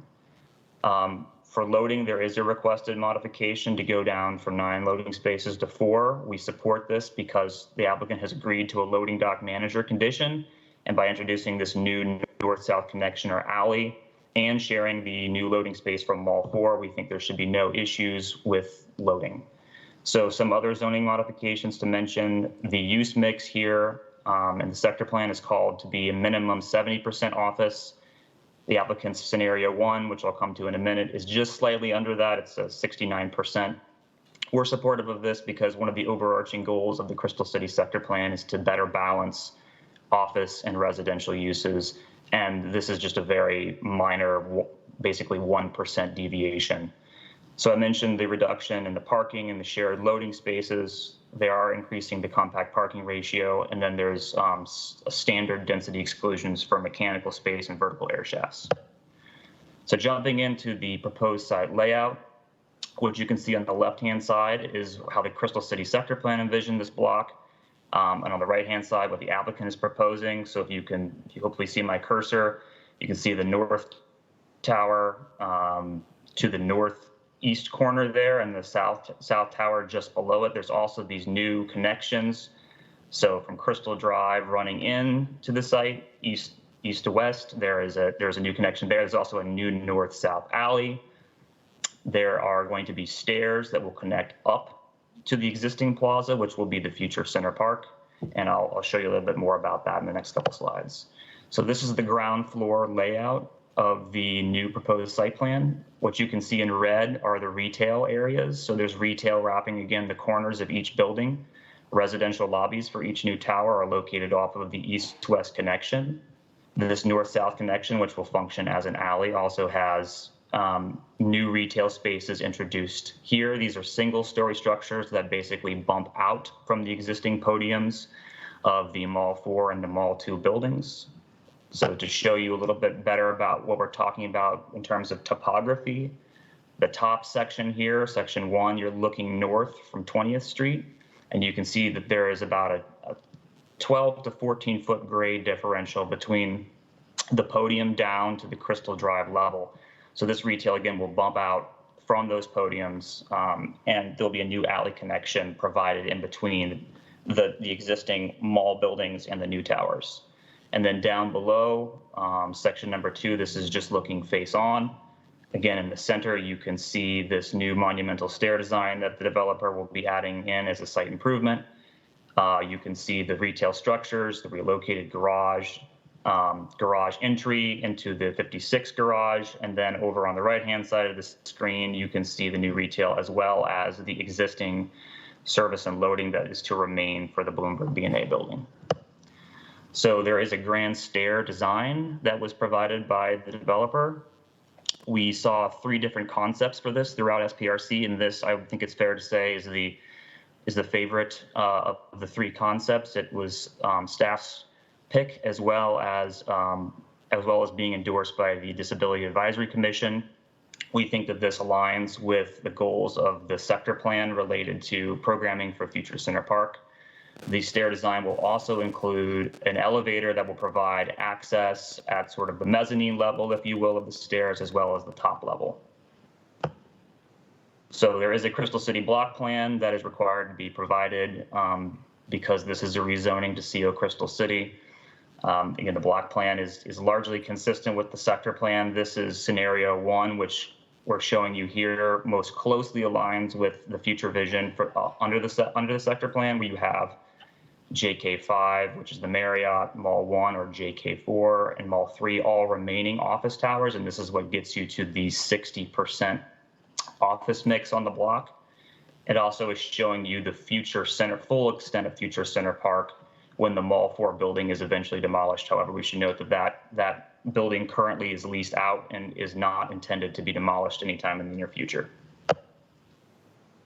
So one point of disagreement on this project between staff and the applicant is that staff does not support having vehicular access on the east-west connection, which you can see here on the right-hand side of the screen. We don't support this for a couple of reasons. First, this was not envisioned by the sector plan. Second, we feel that this creates an unnecessary conflict on Crystal Drive, especially when you consider the need to put in protected or enhanced bike lanes down Crystal Drive southbound in the future. A pedestrian plaza would better serve both the future tenants and the greater neighborhood, we feel. It would provide an opportunity for a safe, comfortable, private open space connecting to the future Center Park. And then one other thing to mention is if there are vehicles on there, that one unfortunate thing would be that this could not be temporarily closed off for special events such as a farmer's market or any other kind of pop-up event, because fire access would need to be maintained at all times. So staff is recommending condition number 59, which requires the removal of vehicular access post county board approval. And one other example that we just wanted to share is the pedestrian plaza just outside on Courthouse Plaza. Dimensionally speaking, this segment of plaza between the Fountain and Clarendon Boulevard is very similar to the dimensions of the east-west connection. The distance is about 200 feet. Face of building to face of building, the east-west connection would be a little bit wider than it is outside, but we just feel like this is a great example of a flourishing pedestrian environment that would otherwise be hampered and have some unnecessary conflicts should vehicular access, especially a cul-de-sac circular type drive, be introduced into the middle of the plaza area. So briefly running through the public process, we had 2 LRPCs, one at the beginning and one at the end, to discuss the block plan. We had 3 SPRC meetings plus an on-site walking tour. We held an SPRC on February 27th to discuss the PDSP. We've received a number of community comments as well as commission feedback, some of which is listed here. So on January 27th, we got a letter from E2C2 against this project without further sustainability commitments.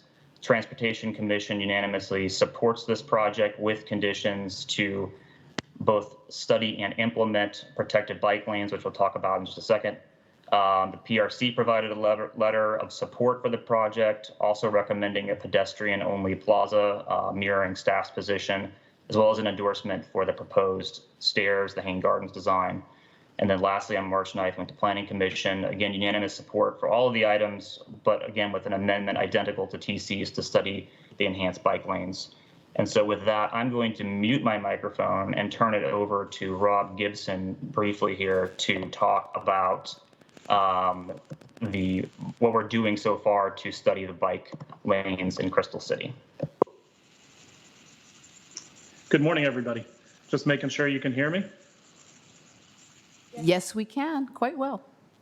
Very good. So as Adam mentioned, throughout the public process for 1900 Crystal Drive, one of the issues of discussion was how the project could help facilitate and implement the county's goals for protected bike lanes along Crystal Drive and along 18th Street. The recently adopted MTP bicycle element has 2 specific plans identified adjacent to the project, along with a new element of the MTP bike plan, which is the primary bicycle corridors map, which identifies key corridors to connect the community. In this case, principally north-south from the Alexandria line through Crystal City and into Pentagon City. And so these corridors are important because they represent our goals to provide safe cycling areas for residents and visitors that can support users of all age range and all comfort levels. And these corridors would generally recommend the addition of new protected or buffered bike facilities. And so as we talked about this project, we had a lot of focus on how this project could deliver those on those frontages. And what staff quickly came to realize was that the best approach to deliver these facilities was not on a case-by-case basis through a site plan process, but rather through a comprehensive approach that looked at delivering these facilities holistically east of Richmond Highway within Crystal City, and not only looking at the north-south connectivity, but also east-west connectivity, connecting into recently approved and advancing projects for protected bike lanes on South Eads Street. And so as we look at this effort, one of the challenges that we have with integrating these into this project is that in order to achieve protected bike lanes, many times we have to look at the other constraints within the right-of-way that would have to be balanced. And Adam, next slide, please. And so in the 4.1 plans, we have an example of the Crystal Drive cross-section. And so as you see, Crystal Drive currently provides on-street bike lanes, a parking lane along the 1900 Crystal Drive project, 2 travel lanes in each direction, one of which is a northbound bus-only lane during the peak periods. And so as we look at this cross-section, we see that it really supports the county's multimodal goals. However, it doesn't provide the level of bicycle facilities that we are looking for, particularly for the southbound bicycles, which is a predominant movement and a movement that has seen significant challenges within Crystal City because of continued double parking within the bike lanes. This double parking is a safety issue for cyclists, and one of the best ways to address this is to provide a protected buffered bike lane, similar to what is shown in the bottom portion of the slide, where the bike lane would be adjacent to the sidewalk and streetscape area. Then there would be a buffer, generally 3 feet or so, and then a parking lane for parked vehicles, and that would separate the bicyclists from the moving traffic in the main lanes. The challenge that we have here is that to provide the additional 3 feet of buffered bike lane space within the same 59-foot section, we would have to consider the other modes that we support in that cross-section. And we don't think that it's appropriate to make decisions about our entire network in the site plan process. So what Dennis Leach has done is he's brought together staff from multiple transportation bureaus to advance a comprehensive look at bike lanes in Crystal City and to be prepared to bring that forward for public discussion on the trade-offs while continuing to provide high quality of pedestrian service and high quality of transit service, not just on Crystal Drive, but also support bicycling throughout the Crystal City area. Before the COVID-19 situation started to become critical, we anticipated that we would be able to bring this forward for discussion in December. And then with that public discussion, we would be able to review the network and the plan that was developed and look at strategically implementing that by executing county-driven projects where appropriate, and then in places such as 1900 Crystal Drive, implementing the recommendations into revised cross-sections to advance those as part of approved site plan projects. And so DES is continuing this effort. We have a great team of staff working on this, diligently working on this, and we look forward to bringing this forward to a public discussion on the trade-offs within the right-of-way. And this is well supported by, we think, the TC and PC, particularly in meeting the goals of the MTP bike element and providing these protected bike facilities. And so with that, I'm sure you'll hear more discussion from public and other speakers. But with that element finished, this concludes staff presentation. We have a recommendation for the board to approve all items A through G as conditioned in the staff reports, including with condition 59 to remove vehicle access on the east-west connection. Thank you. Thank you very much, Mr. Gibson. So far, this is going really well. We can hear you really well. We can see the presentations. It's great. Thank you. Mr. Manager, is there anything further from staff? Not at this time. Okay, so I think we now move to the applicant, and I believe we're set up to hear from the applicant. Is that correct? All right, we'll give it a try.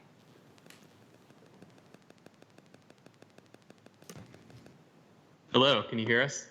Yes, we can. And who's speaking, please? All right. This is Eric Schulman at JBG Smith. We just tried to share our screen. Are you able to see the presentation? Yes, we are. Excellent. So we'll start with the Crystal City PDSP. All right. And in the room here, we also have Jay Kelly from JBG Smith, Andy Van Horn from JBG Smith, Rudy Knott from JBG Smith, and Robert Bond from JBG Smith, and Ked Whitmore from Venable. So I'll start real quickly with the Crystal City PDSP. I think staff did a pretty good overview of this, so we'll spend just a few seconds. Again, very excited about this, the ability to share community benefits across projects, the increased certainty for the developer, the county, and the community, and really just this ability to look holistically and plan ahead. I think we saw from staff this great overview of the 3 sites that we're proposing throughout Crystal City, non-contiguous sites, and an overall look at the density, 2.4 million square feet of total density, including 1 million square feet of bonus density, and some of the benefits that were outlined, an easement for Center Park, fee dedication for Gateway Park, funding for the design and engagement processes, transportation-wise, construction and dedication of the 10th Street connection, affordable housing, 83,000 square feet of committed affordable units at our River House building, and very excited. We've heard a lot of feedback from the community about a community facility in the form of a library at 1901 South Bell Street. So we'll move on to 1900 Crystal Drive. I will pass this over to my colleague, Jay Kelly. Hi, good morning. My name is Jay Kelly, and I'm going to talk to you about our proposed two-tower residential development at 1900 Crystal Drive. I'll do a very quick overview of the program and the project, but I think county staff did a great job summarizing the basics of the proposal. Uh-oh. Mr. Kelly, we can't hear you. I don't know if you can hear us. Hey, I'm back. Okay, welcome. Sorry, we got muted by accident. Sorry about that. No, it's all right. We're just working it through. Thank you. So I'm not sure where I got muted, but what I was saying is I'll go through a quick high-level overview of the development program, but I think staff did a great job summarizing that, so I won't spend a lot of time on it. Then I want to talk a little bit about the 2 sort of fundamental design principles that drove a lot of the decisions we made at the site, and then get into a little bit of the specifics that are still open issues. I think principally, obviously, the east-west connection, as I think we're all familiar with. So moving forward, oh, there we go. I will jump down. So just a quick orientation, staff really already hit this. The red box is the JK block in Crystal City. It encompasses one super block that has a shared garage on it. There are 4 buildings that exist on the site to remain. The Crystal City Marriott, 1800 South Bell, which is principally leased by Amazon. 1801 South Bell, which is actually owned by Bloomberg B&A, and 1901 South Bell, which is another office building. In the blue box is the site specifically for 1900 Crystal Drive. It used to have about a 400,000 square foot office building that had sat vacant for about 10 years, and we recently completed the demolition of that to grade last year. So moving into the program, again, 811 residential units, just shy of 800,000 square feet of residential GSF. Sitting on top of 2 retail podiums that total about 40,000 square feet. The parking ratio that we're proposing is a 0.33, which is one of the lowest that will have ever been approved in Arlington County. And equally as exciting, we've been able to offer 1 bike parking space per unit, with about 300 of those spaces at grade. And also, upon a recommendation that came out of Transportation Commission, we've been able to offer covered visitor bike parking and even covered scooter parking as those modes of transport continue to grow within the region.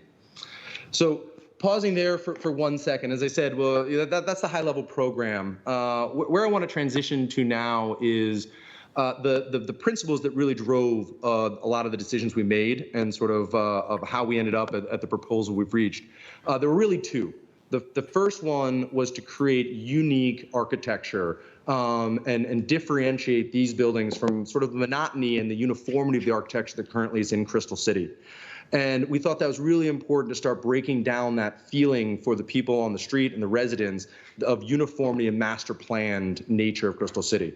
But equally as important was making sure the buildings themselves were independent of each other. We didn't want to recreate in 20 years the same situation where, you saw the 60s vintage Charles E. Smith buildings and then the 2000s vintage J.B.G. Smith buildings. We wanted to create a variety of architectural design. So that was sort of the first principle. The second principle was really focusing on how to create an active, vibrant space in and around these buildings, focusing on the best way to create that 30 feet from the face of the building and 30 feet up to make it feel very vibrant, new, and engaging, to really bring something special on this site. And I think that drove a lot of the other decisions that we'll walk through. But focusing first on the architecture, this is a view looking northwest up Crystal Drive. And you see on the left-hand side in the foreground is the South Tower. The main design idea here was really biophilic. The building undulates very curvaceous. It has a very earthy materials in terms of the terracotta and the precast, as well as a lot of greenery on the private loggias and the public roof spaces. Then moving, sort of changing views, this is the North Tower. We're now looking southwest along Crystal Drive. And this one, has a simpler actual skin, but we let the massing of the building do a lot of the work. It's a rectilinear shape opposed to the curvish shape on the South Tower, and has a lot of stepping and terracing, all of which will be planted with greenery. And that ground floor space has very rich brick feeling, and then goes into a more simple porcelain tile rain screen system, but really letting the massing do a lot of the talking. So from an architectural standpoint, I think we all kind of agree that I think we've hit that goal. We've created something really special here that's differentiated from what exists currently in Crystal City. It was very well received by the public, by the SPRC process, planning staff, Transportation Commission. All were very supportive of the architectural achievement with these 2 buildings to create something special. So let me transition now to the second principle, which was creating this special community space in and around these buildings and creating something very vibrant here. So jumping over, we've seen this very sterile, sort of picture of the ground floor site plan. But in the staff report, their comment was that we're looking to do this east-west connection and vehicles on it solely for the purpose of doing pickup and drop off into our lobbies. And I'd say that really misses the point of what we're trying to achieve here. It is not about that. That is an ancillary benefit, and we'll get into the benefits of the pickup and drop off. But really what drove the entire design process was creating a special place in and around the base of these buildings that then would feed up and give vitality to the future Center Park. And one of the keys there was this north-south connection and this east-west connection that allowed us to provide 8 sides of retail around the building, move the loading and parking functions into that north-south connection off of 18th and 20th Street, and really even add an additional side of retail on the park side to really create 9 sides of retail. The goal of this, as I said, was to really fill what's been a missing tooth on Crystal Drive for 40 years. The old building that sat there completely turned its back on Crystal Drive. The entrances were on the plaza. There was a bus lane and loading docks on Crystal Drive. So south on 20th Street, you have what has flourished as a retail corridor. And now with the Alamo and the grocer and the other retail that's going there, you have more retail on the front side.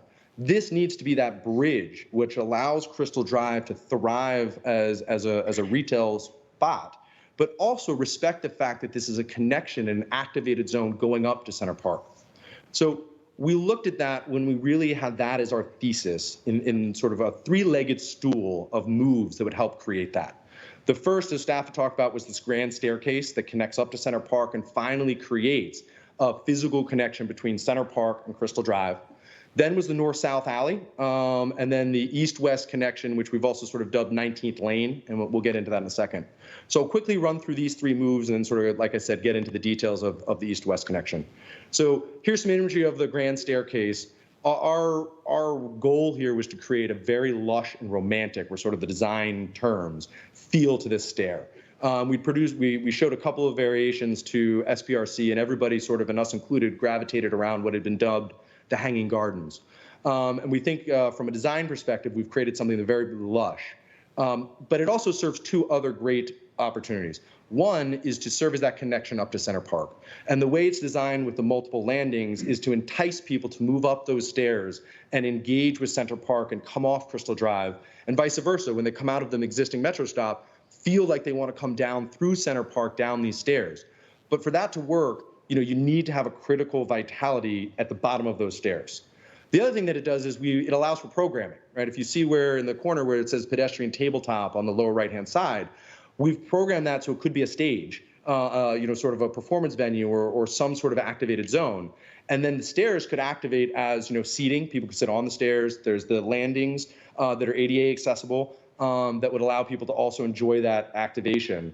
But also with the landings, people can just stop and on a general Tuesday, stop and have a coffee and hang out on those spaces. So we really love that the stair can be an extension of Center Park with the amount of planting and activity there, but also can then be an extension of the activation that the east-west connection and the north-south connection provide. So going to the north-south, we dubbed it the retail alley. It's called the north-south connection in the documents. The goal here was really, like I said, to move the loading and parking activities off of the main streets and faces of the building and bring them here to this alley. But we didn't want it to be just a loading alley, because then that would defeat what I just talked about in terms of the grand stair. Nobody would want to come down through the park, down that stair, if it's just a loading alley. So it was really important that we create something more vital and more engaging there.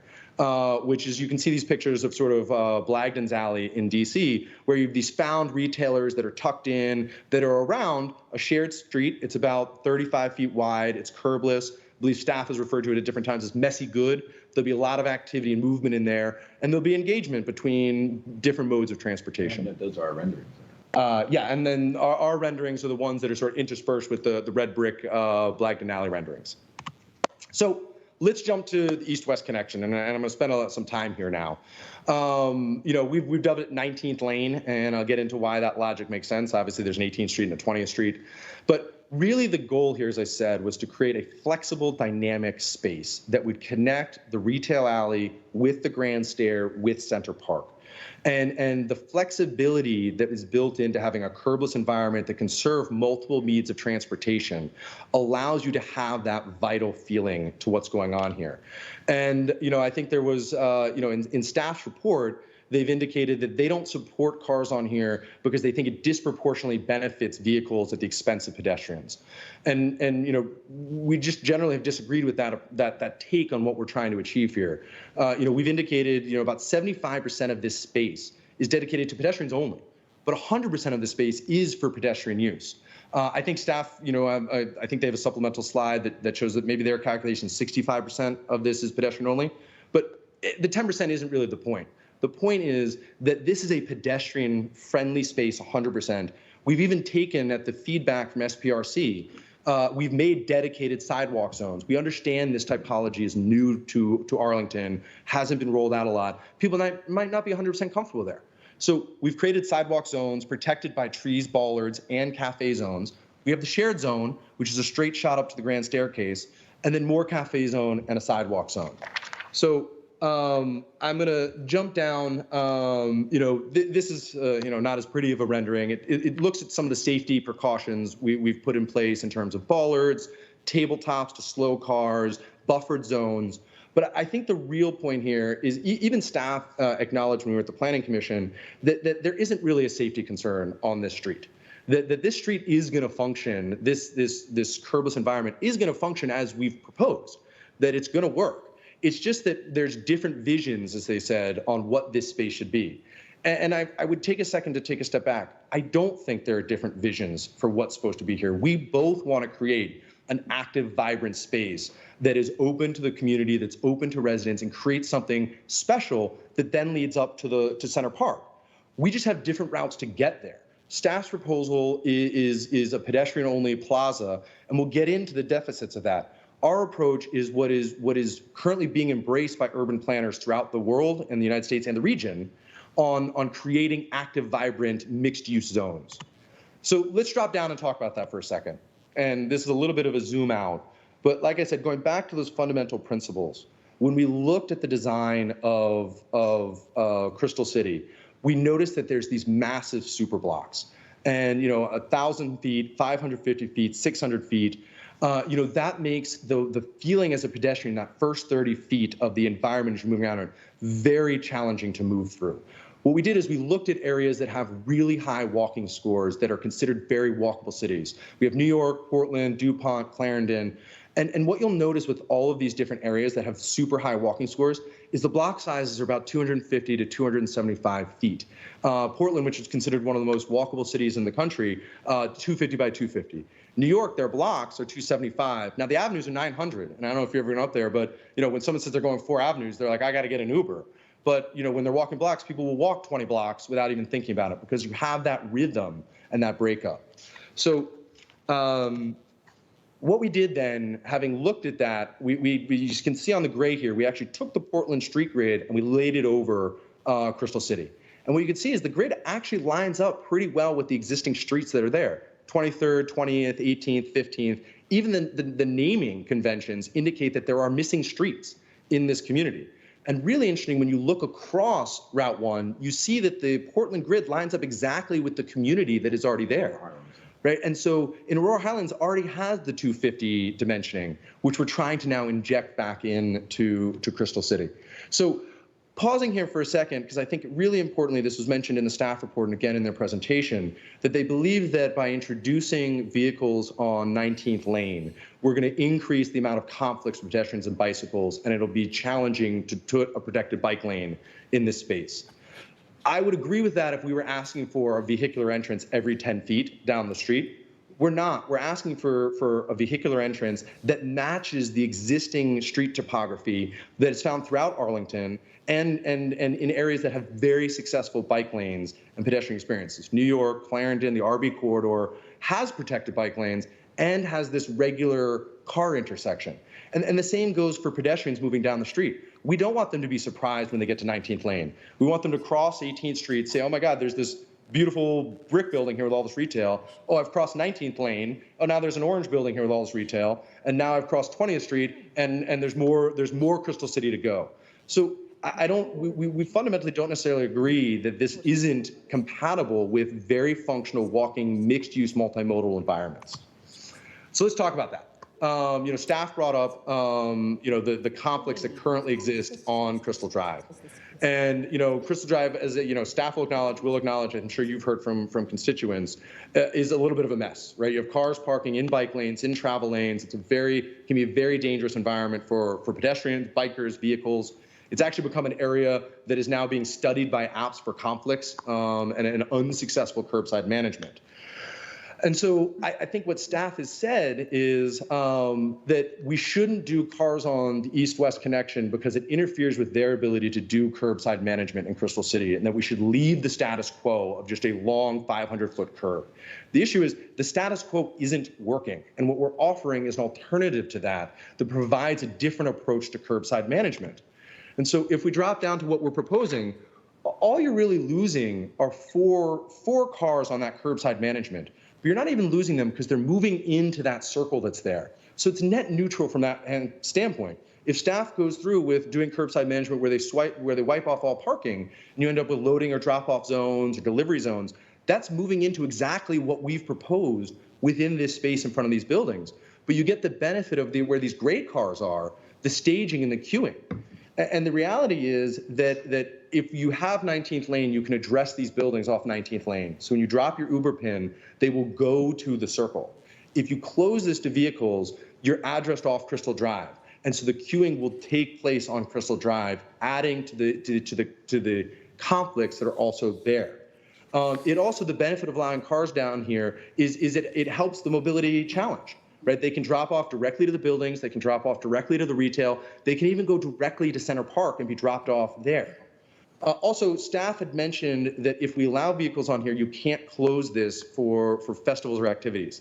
We've had a lot of meetings over the last couple of months with the fire marshal, and we've worked pretty closely with them, and this feedback's never come through. We've also, we as part of the site plan conditions, we're offering a public access easement that includes access to EMS. So I'm not 100% sure where that's come up. It came up, today. But we are committed to working with the fire marshal to ensure that there's proper first responder access to the sites. There's plenty of examples where you're addressing off a street, but that street closes for a temporary festival. And we'd work through the same process with staff. So let's get back. That's sort of the pickup drop off. And like I said, that's an ancillary issue here. What we're really trying to do is create this special, unique environment. And what you have a picture here of, this is the existing pedestrian-only plaza that sits on the block. And it sits vacant and unused the vast majority of the time. And what we want to do is create a reason for people to go there and engage this environment. And to do that, you need to have all three legs of the stool working together to achieve that goal. So here's some examples. Staff brought up courthouse. And while that was a great image, I think if you look at that image, it's during a festival. There's actually an event taking place there. I think people go through that plaza all the time. I think we can agree that on a November Tuesday when it's raining, it doesn't quite look like that. And so, yes, whereas plazas can be activated when they're activated, when they're not being programmed, what do they look like? They don't look like that photo. That's what the flexibility of the curbless environment with cars on it gives you. It gives you the ability to program it when it's right, close it down, have festivals, have activities there. But then on the rest of the time when it's not being used like that, it has the activity and the engagement of the vehicles moving down it, people coming down it, multimodal transportation using it. So I've talked at length. I think everyone's heard me enough on how we think this works, and there's multiple different opinions on it. I understand that.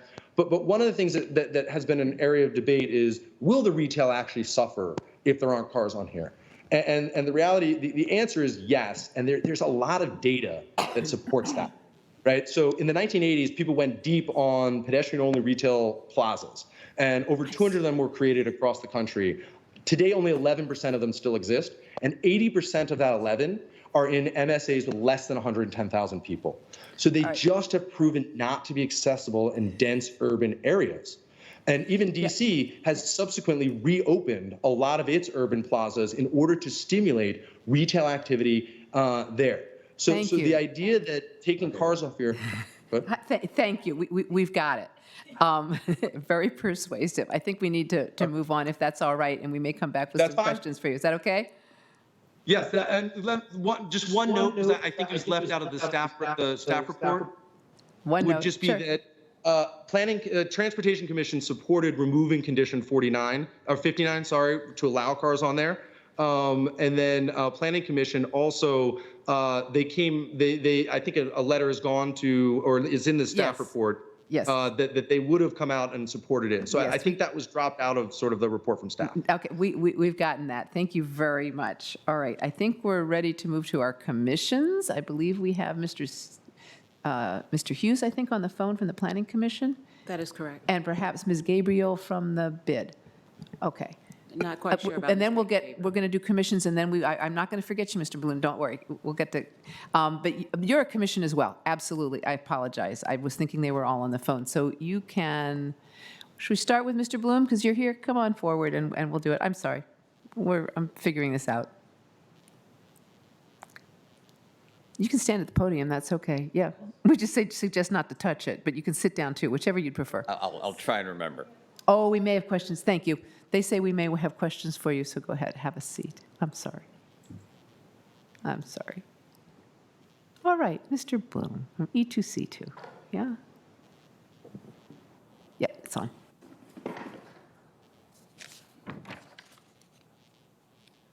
So good morning, Chair Garvey, board members, staff online, and I'd like to start with a special thanks to everyone taking care of the county's business at this time. I'll make my comments as brief as I can. The core issue that E2C2 has with the site plan for 1900 Crystal Drive and the PDSP is that both proposed agreement minimize the county's commitment to climate action and carbon neutrality by 2050. We feel strongly that that should not have happened. Unlike some issues, which can be addressed now or later, once these buildings are built, it's too late. We're stuck with them for a generation with too low a level of ambition. We also are here because we feel that there is a simple way that the board can significantly improve these agreements today. We've participated in a number of site plan review processes since the county board adopted the CEP in September. And by the time of board approval, we were satisfied in every case and have not taken this step before. This is the first time we've done this. Why is this one different? In other site plan reviews, plans sometimes started out weak on energy performance in particular, but improved significantly by the end of the process. In this case, plans started out weak and did not budge. We could discern no interest or intention by JBG in addressing the low level of energy efficiency and other energy-related shortcomings. Instead of improving the site plan for 1900 Crystal Drive, which is where we started, we found that the same low level of commitment has been extended to all three very large projects under the proposed PDSP. In all, the board is being asked to award more than 1 million square feet of bonus density to JBG without any significant climate-related commitments. In fact, my understanding is that the board is being asked to award 0.3 FAR to JBG in the PDSP without JBG making any commitments that would actually qualify for bonus density under the Green Building program. In other words, they're not committing to do the very many things that the program requires. They're just saying they'll get to LEED Silver. That's all that's written in the agreement. And that's not what the bonus density program requires. So the Green Building Density Incentive Program and the CEP are being seriously weakened by this approach. We could spend a long time debating why this has happened, and I think it's important to do that, but not here. We need to figure out how to make sure it doesn't happen again. So let's focus on the agreements themselves. The first issue I'd like to highlight is that both documents award JBG the maximum possible bonus density for their LEED Silver commitments. In one case, with the various other green building program incentives, green building requirements in the site plan, and in the PDSP, those things aren't included. At any rate, that's totally discretionary to give that much bonus density for LEED Silver. LEED Silver is a level that has been commonplace in Arlington for many years and is not what the CEP needs. So also important to point out that earning LEED Silver or better is something JBG is publicly committed to doing on every project, no bonus density required. It is the minimum. That's where we are. So awarding maximum bonus density in these cases creates an unjustified windfall for JBG at Arlington's expense unless corrective action is taken. The board has an obligation to restore balance to these agreements before approving them. It could do that by reducing the amount of bonus density awarded for LEED Silver in this case. However, at this point in the process, that would create a complicated mess, and I don't recommend it. The best solution by far is for JBG to agree to do something more to justify the large amount of bonus density that it would receive. What is that something extra? A simple agreement to design its buildings to be 15% more efficient than the ASHRAE baseline, which is something the county and E2C2 and others have been asking them to do from the outset. This is one of the things other major projects, including Amazon, Marriott, and Crystal Houses, have recently agreed to do. It isn't difficult to achieve in a project such as this, but it will reduce greenhouse gas emissions significantly for the life of the building.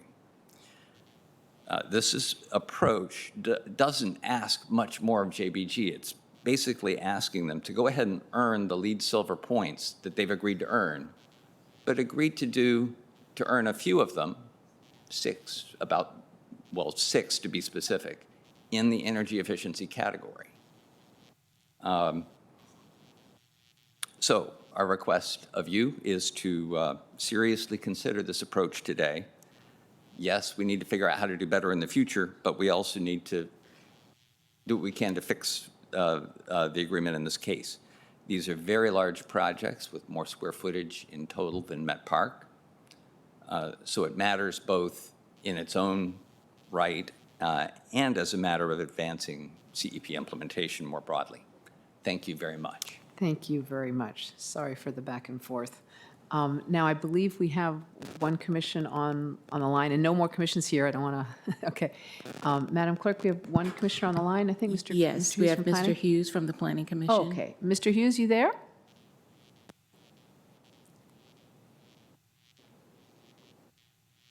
Yep.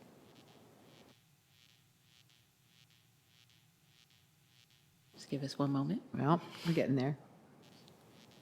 And Ms. Gabriel is not on the line. Ms. Gabriel is not on the line? Is not on the line. Okay, so maybe we won't hear from her. We'll give Mr. Hughes another few minutes. We do have letters from everybody, and we did get the letters from you all, and from Parks and Rec and Transportation, and the Disability Advisory Commission as well. All right. Maybe we go ahead. Can you hear me? Ooh, just in time. How are you? Welcome. We can hear you. Madam Chair, can you hear me now? Yes. Wonderful. Just so I know, is it coming through on video or just on audio? You're on video. Video, we can see you. Great, wonderful. First, I want to thank all of our public servants who are working out there in person with the community, making us safer. I think we should all thank them right now. And I do want to be brief with my comments, but I do want to focus in on some of the issues. First of all, I want to make sure that the commission did hear this as mandated under state law at one of our 3 meetings we had this month, and we did receive public testimony. So I would make sure that the board members highlight section page 4 of our letter that begins with the public testimony we did receive on this item. And I also want to highlight from the staff report, we did conduct 5 meetings, beginning with an LRPC chaired by former Commissioner Giacomini, followed by 3 SPRCs, and then a subsequent PDSP after that was determined to be the method going forward. Further to that point, we received public testimony from 2 separate speakers, similar to what Mr. Bloom just presented from E2C2. And I do want to commend E2C2 for being present at all of our SPRCs this past meeting. We also received public testimony from Judy and Krister from Crystal City with respect to some of the community benefits that could be improved, and I would let the record reflect those inside of our letter. We also received public testimony from a neighborhood condo association with respect to some of the community demands that will be created by the addition of this building. Natasha Atkins from the Aurora Highlands Civic Association also spoke to us, as well as Jillian from Bikes Advisory. I will be brief and simply say we received a lot of public comments. We received a lot of public process on this plan.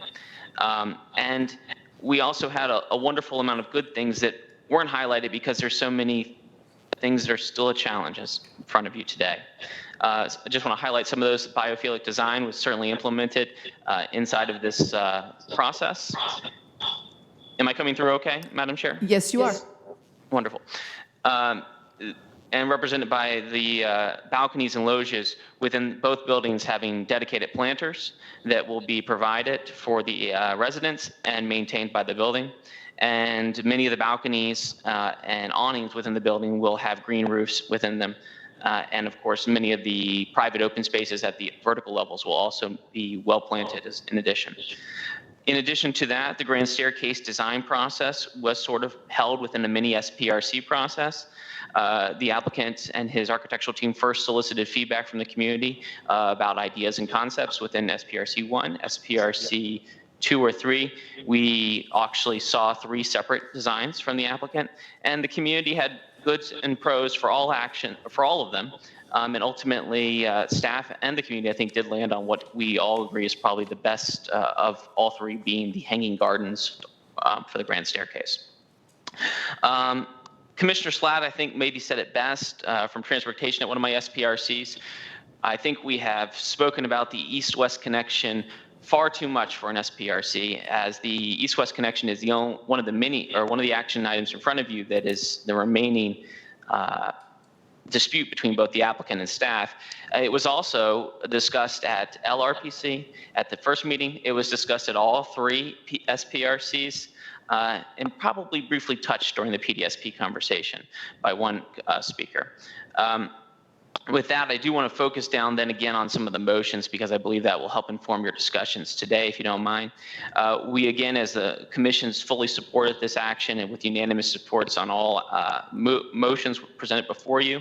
We also fully endorsed most of the Transportation Commission's recommendations before you. I would highlight for you within their recommendations items 3 and 4, which speak to temporary conditions, given Mr. Gibson's very well stated change in current circumstances over the past 2 weeks with respect to staff's ability to support planning with protected bike lanes. I also want to bring down to our motions with respect to how we thought about the east-west connection, because I believe that will be what most of your deliberations are with respect to this evening or today. The east-west connection, as staff, I think, or the applicant, I forget which one, stated, in the professional's opinion, it's not a safety concern. It certainly is for the community members, though, in some aspects. And staff has outlined for us in both commissions that the choice is an either or in their perspective. That being said, during our public process, the concept of a test was discussed. Now, as was stated by the applicant, the Transportation Commission did support the vehicular access on the east-west connection. The Planning Commission did not support that. That motion failed 5-4. And at our public meeting this week, it also failed for a test 5-4. However, Commissioner Weir switched his vote from he would not support the carte blanche access of vehicles and would support a test. And Commissioner Siegel switched her vote from not supporting the access of vehicles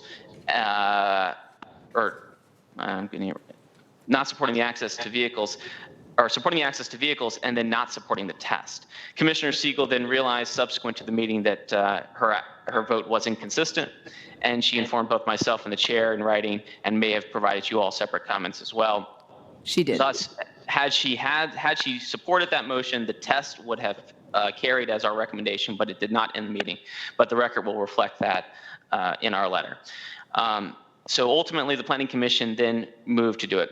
The discussions around the commission, just to inform you, Commissioner Morton, I think, said it best with the good, messy, and the concern with the retail viability. And that is that the good, messy is something to be seen and tried, and it may very well be key to the retail viability. The design, for all of your information, is irrespective of the choice by yourselves as to whether or not the access has vehicular or exclusively pedestrian access. With that, I'll conclude my comments and stand by should you all have any questions with respect to our deliberation or any of the SPRC, LRPC, PDSP process. Thank you. Pretty clear despite all the switched votes. Thank you. I think we have Ms. Gabriel on the line now from Yes, that the is Crystal correct. City. Yes. Actually, it's been newly renamed, but that was too much to say. Ms. Gabriel, you there? There may be a slight delay in the Okay, broadcast. that's fine. Just wait for her to catch up to us.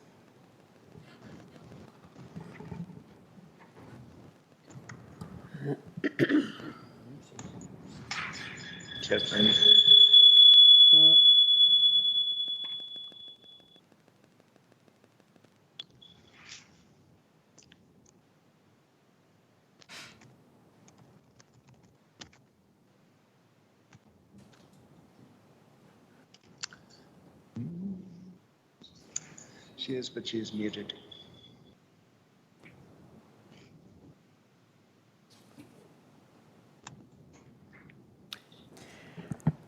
Madam Chair, I don't know if you want to continue on to public speakers and Okay, come we're back, not, or- that's fine. We'll go to speakers and come back to Ms. Gabriel. Do we have some speakers? We do. Okay, could you call the speakers, please? Our first speaker is Darren Buck, followed by John Hensley.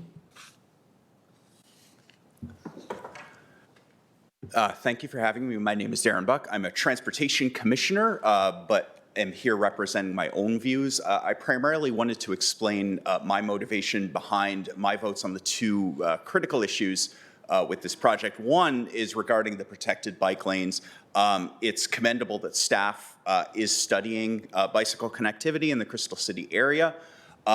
What our letter says in Transportation Commission, just to synopsize it, because I don't believe anybody else has, is that this site plan and perhaps subsequent site plans in Crystal City should incorporate into the public space plans whatever comes out of that long-range bicycle planning effort. Moving curbs is expensive, as Mr. Schwartz said. Capital projects are among the things that are probably going to suffer in the years to come. We need to take advantage of the once-in-a-generation opportunity of building a building now, as Mr. Bloom said, to get the public space right. The SBRC process is not set up to deal holistically, as Mr. Gibson said, with an entire corridor.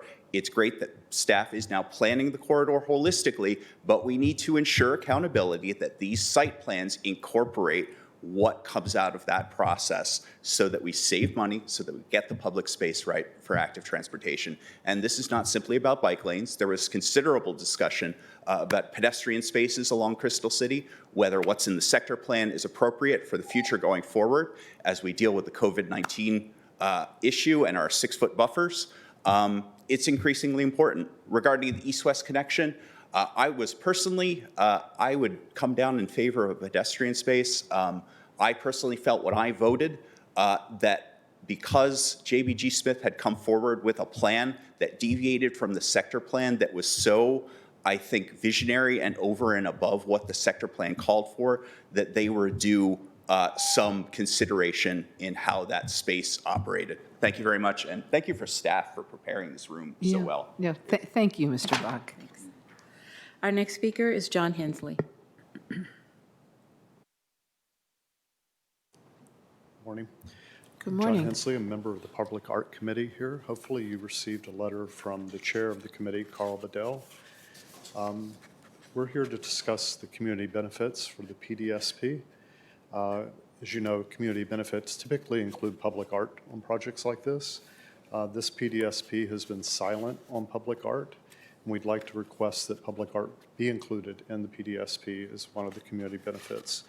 The reason for doing this is that rather than having each individual site plan project as it's improved include a piece of public art, that by aggregating all the projects together, the applicant, JBG, has the ability to produce a piece of public art that's more impactful. And I know that they plan to include public art in their planning of the improvements. This is just a tool to sort of bring this together to make it more useful. Thank you. Thank you. Thank you for coming. Thank you. Our next speaker is James Hurst, followed by Joan McIntyre. Crystal City PDSP, more infill for the sake of infill, development for the sake of development, growth for the sake of growth. FAR 5.92. What a mess. This hits all the usual vibrant, smart growth charades. Energy inefficient buildings, more car diet, 1,300 more parking spaces, no workforce housing, biophilic open space, also known as butterfly gardens, the usual paved plazas as open spaces, and existing streets, sidewalks, and trails repurposed into recreation space. No contribution by the applicant for essential public infrastructure, that is schools. You talk about social distancing. Did you see the photos? The applicant's photos? The resident population density would be extreme. A huge number of motor vehicles, bicycles, scooters, pedestrians sharing the same spaces. Then there are the residents who would necessarily have to commute to other neighborhoods to play field sports. In the event you haven't noticed, a large and increasing number of multimodal users are already jamming our streets, sidewalks, plazas, and trails to the point where these places are unsafe. Time for a change, a moratorium on new urbanism, smart growth, unless and until 21st century alternatives can be comprehensively debated and discussed in public meetings across the county. Time for the urbanist planners to move to the Rust Belt and inflict their vibrant phased development where it's badly needed. Time for an end to corporate welfare for corporate pirates. People don't even live anywhere near the smart growth that they inflict on us. How did we get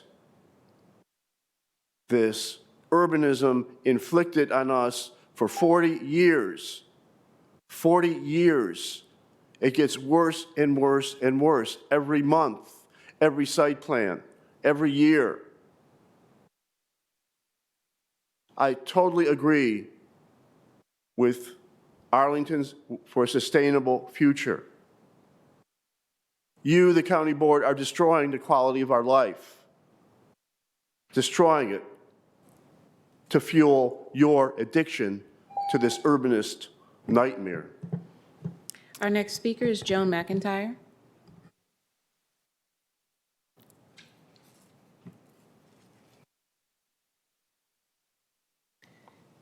Good morning. Good morning. I'm Joan McIntyre. I'm talking on behalf of Eco Action Arlington.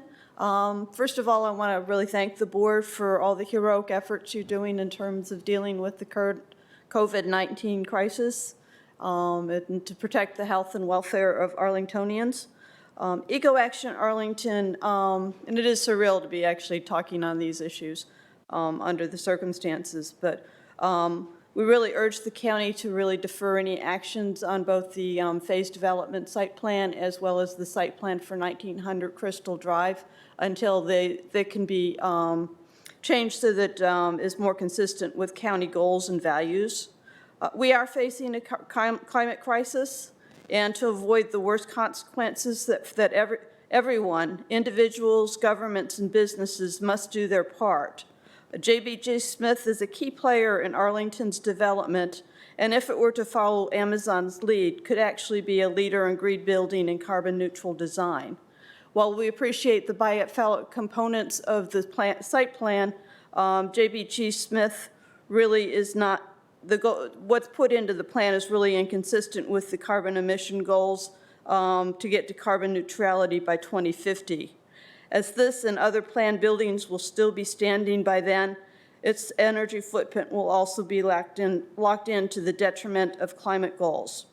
We urge the board to direct the staff to continue to work with JBG Smith to meet the following criteria for the project at 1900 Crystal Drive, as well as the other projects under consideration. Commit to gold or platinum LEED status. Silver just really doesn't cut it anymore under what the conditions that we're dealing with and the requirements that are necessary. First off, the energy efficiency needs to be optimized to at least 15%, but really 25 or more is both doable and much more desirable. Amazon's project is actually at 23%. And it's really the easiest way to get to our carbon goals is actually to reduce the amount of energy that we actually consume. Secondly, all buildings really need to be built electric going forward, and eliminating use of natural gas for HVAC systems and hot water. We used to talk about natural gas as being a transition fuel, as being a clean fuel. We can't say that anymore. We've lost the time that it was necessary to make that transition. So all electric will get us much more closer to our energy goals. And thirdly is to ensure that 100% renewable energy for the electricity to be consumed is either maintained on-site or through off-site purchases. By doing so, JBG Smith can really actually help push forward and move the state and this county to the all-electric or the all renewable energy portfolios that we need to get to by 2050 or actually much earlier. EcoAction Arlington really appreciates that these negotiations are very complicated and address numerous county priorities such as affordable housing, transportation, and public green spaces, all of which we actually support. However, addressing climate change is an urgent issue and cannot be given a backseat to other priorities. It will take all of us, again, Arlington government, commercial developers, and individuals working together to combat this existential threat. JBG Smith has an opportunity to step forward as a leader in meeting the CEP goals and doing its part to ensure a livable future for our children, grandchildren, and generations to come. The county board has a responsibility to its citizens to require our developers to do their part to meet our energy goals. Thank you. Thank you, Ms. McIntyre. Thanks for coming. Now, do we have Tracy Gabriel on the line? Yes, we do. Ms. Gabriel, you there?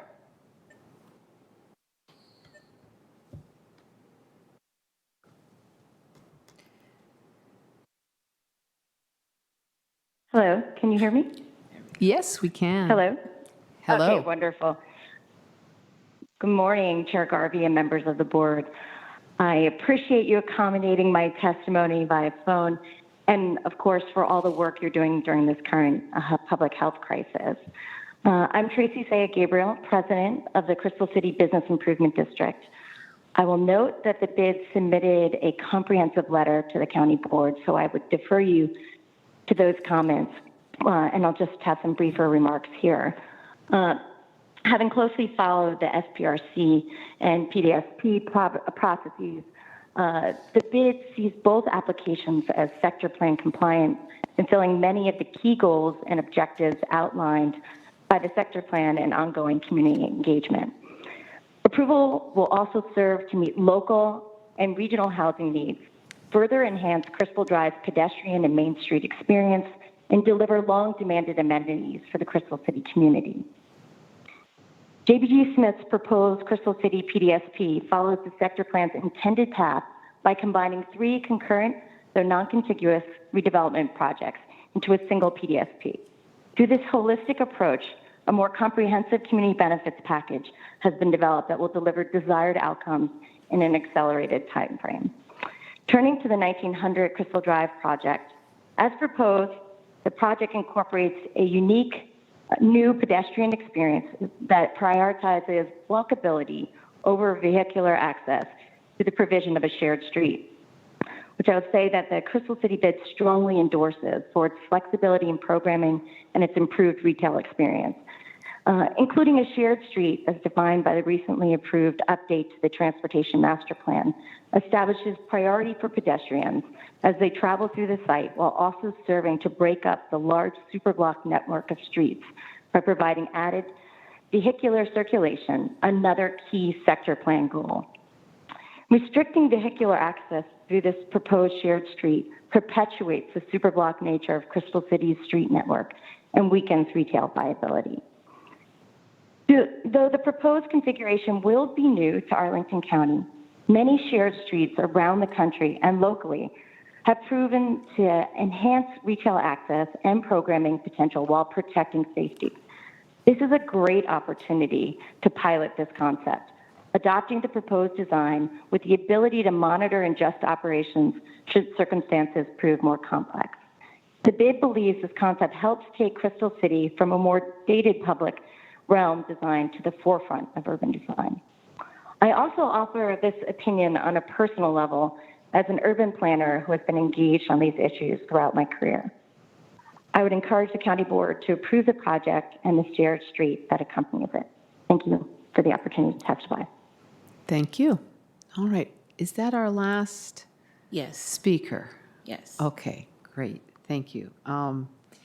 Conversation is now with the board. I do want to go over, we have received quite a number of letters from our commissions, which I may just go over real briefly. The Disability Advisory Commission wrote to us, and they like the hanging garden concept for the accessible stairs to the new park.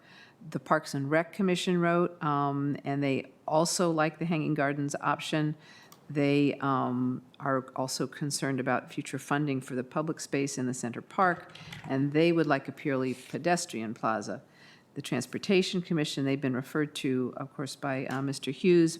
They are generally supportive. They're requesting some specific changes on enhanced bike facility and more looking at protected bike lanes, and they would like to remove condition 59. E2C2 is here, and we heard from them. Thank you, Mr. Bloom. Our Housing Commission has a letter of support for the PDSP, and they like the affordable housing contribution at River House. Our Public Art Committee is here, and Mr. Hensley spoke about including community benefits with public art as one of the community benefits, and the Crystal City Citizens Review Council wrote in with general support. They would like vehicular access on the connector, as well as the long-term study of Crystal Drive. I think that pretty well sums up what we've heard from folks, and the conversation is now with the board, I think. I believe we've got a couple of issues that I'd kind of like to highlight, any other ones that we should add, please let me know, colleagues. We've heard a lot of discussion about whether the street to the park should be mixed street, whether it should be mixed vehicles and pedestrians. I think that's called a WUNORF, perhaps. That's condition 59, what to do with that.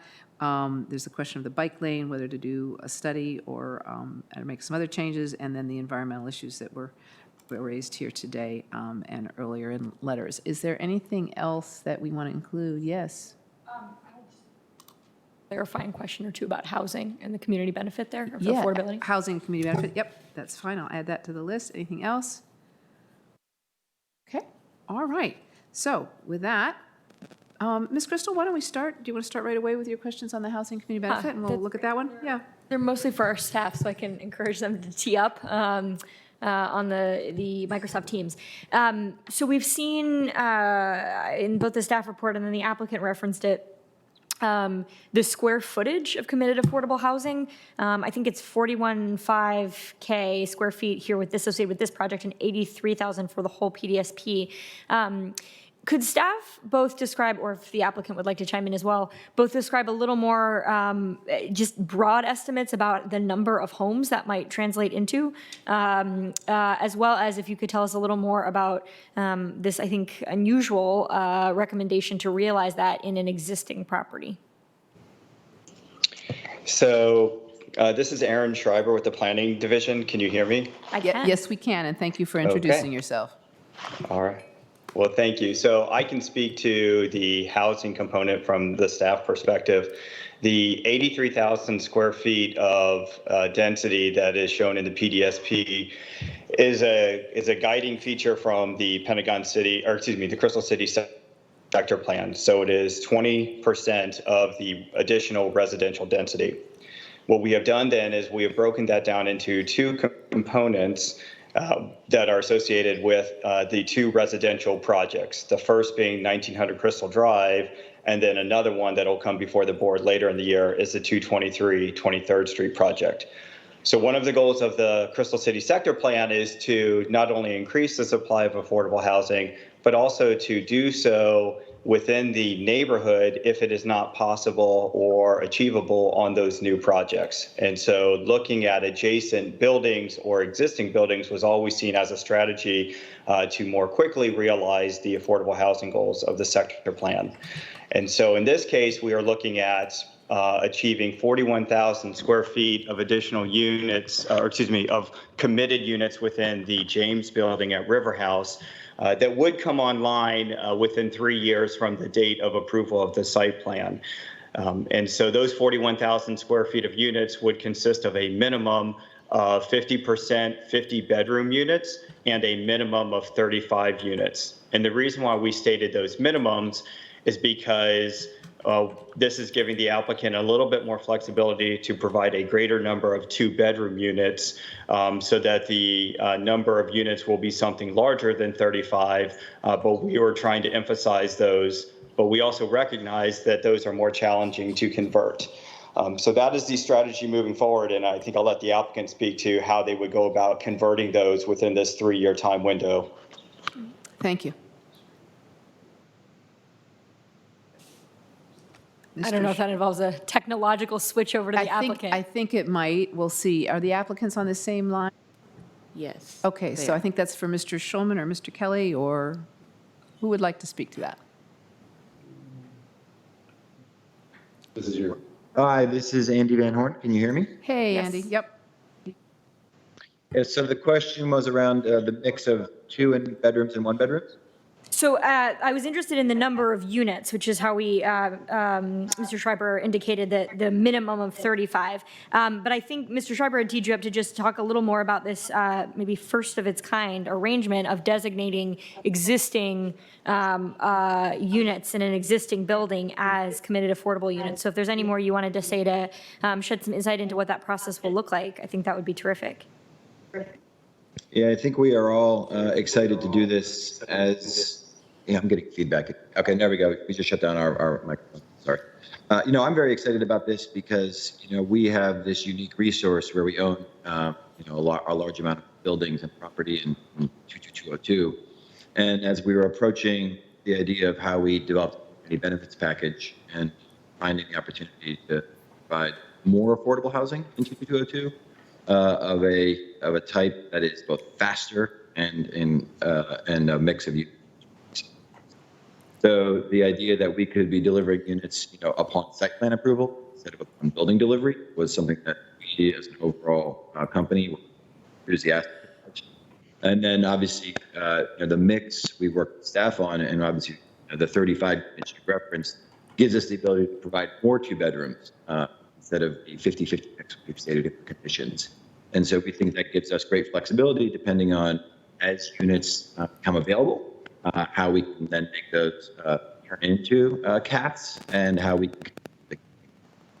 So we are doing this together, and we are looking forward to forging new ground here as a way to provide both a more affordable housing. Yeah, so I think we caught maybe only about half of what was at the end there, but really appreciate that helpful insight. And I think, Ms. Van Horn, you actually teed up something that I think is really worth clarifying for the record here, which is as these units become available. So because we are pursuing this somewhat unusual tactic of converting existing apartments at the James Building at River House, they are generally currently occupied. And so my understanding is, and if our staff want to confirm, if the applicant wants to confirm, that current residents of these units will not be pushed out, that this will be as units become available. If there's any insight, maybe the JBG wants to shed into the usual turnover of these units and the frequency with which they turn over. I think we want to hopefully try to reassure folks that people who might be above that 60% area median income cutoff who are currently in a unit are not going to be pushed out of that unit to facilitate the conversion to CAFs. Yeah, this is Andy. I'm joining again. I've turned my video off, so hopefully my audio comes better. Yeah. We have worked closely with staff and our property management team to understand kind of how often these units turn over. And we think we've developed kind of an appropriate amount of timing for delivering the obligations of getting units in the next 18 to 36 months, as well as not forcing any displacement. So we think we've got the right mix. As you can see in the conditions, we've also got some flexibility with the manager if we need to at the very end. So we have been coordinated across our entire company and with staff team to make sure that we should see no displacement. Thank you. All right, Appreciate that does it. All right, thank you. Mr. Dorsey.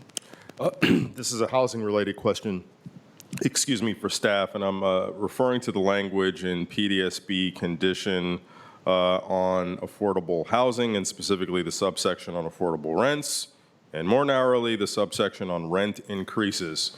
And is this something that we have achieved before in previous conditions, and it's the condition that puts a cap for 5 years on rent increases to no more than 5%?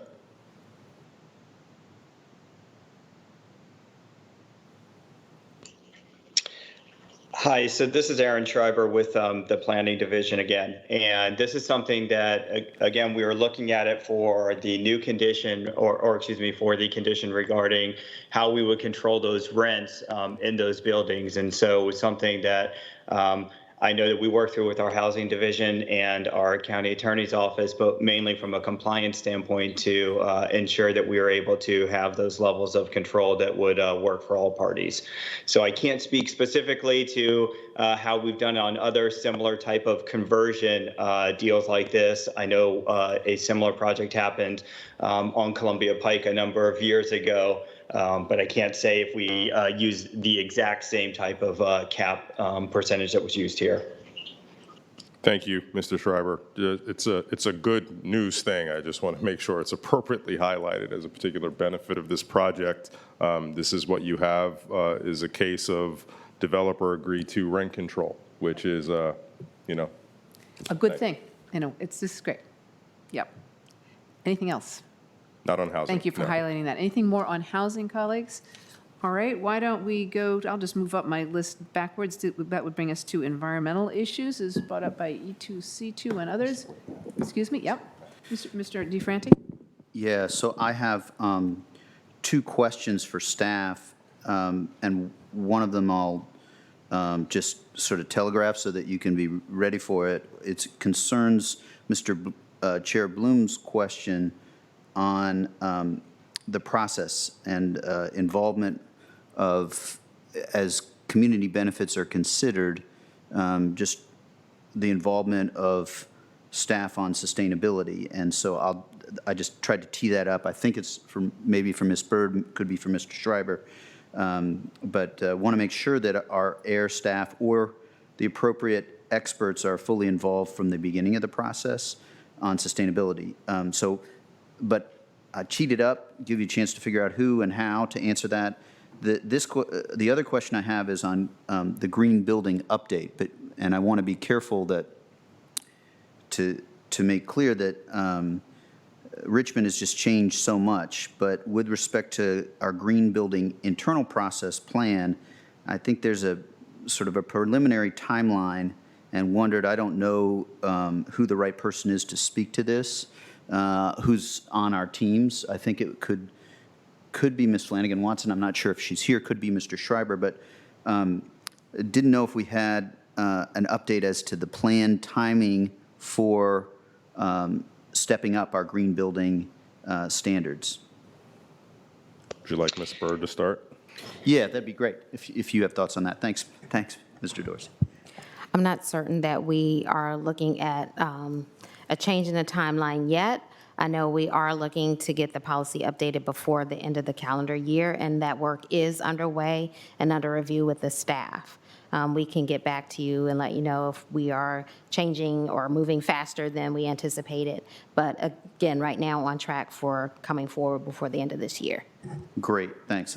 That'll be important. And then maybe you're the best person on the second question, which is sort of the process and making sure that that sustainability component is integrated into our process from the start. I'm mindful that this is ultimately staff's role, but if you can provide any context, that would be great.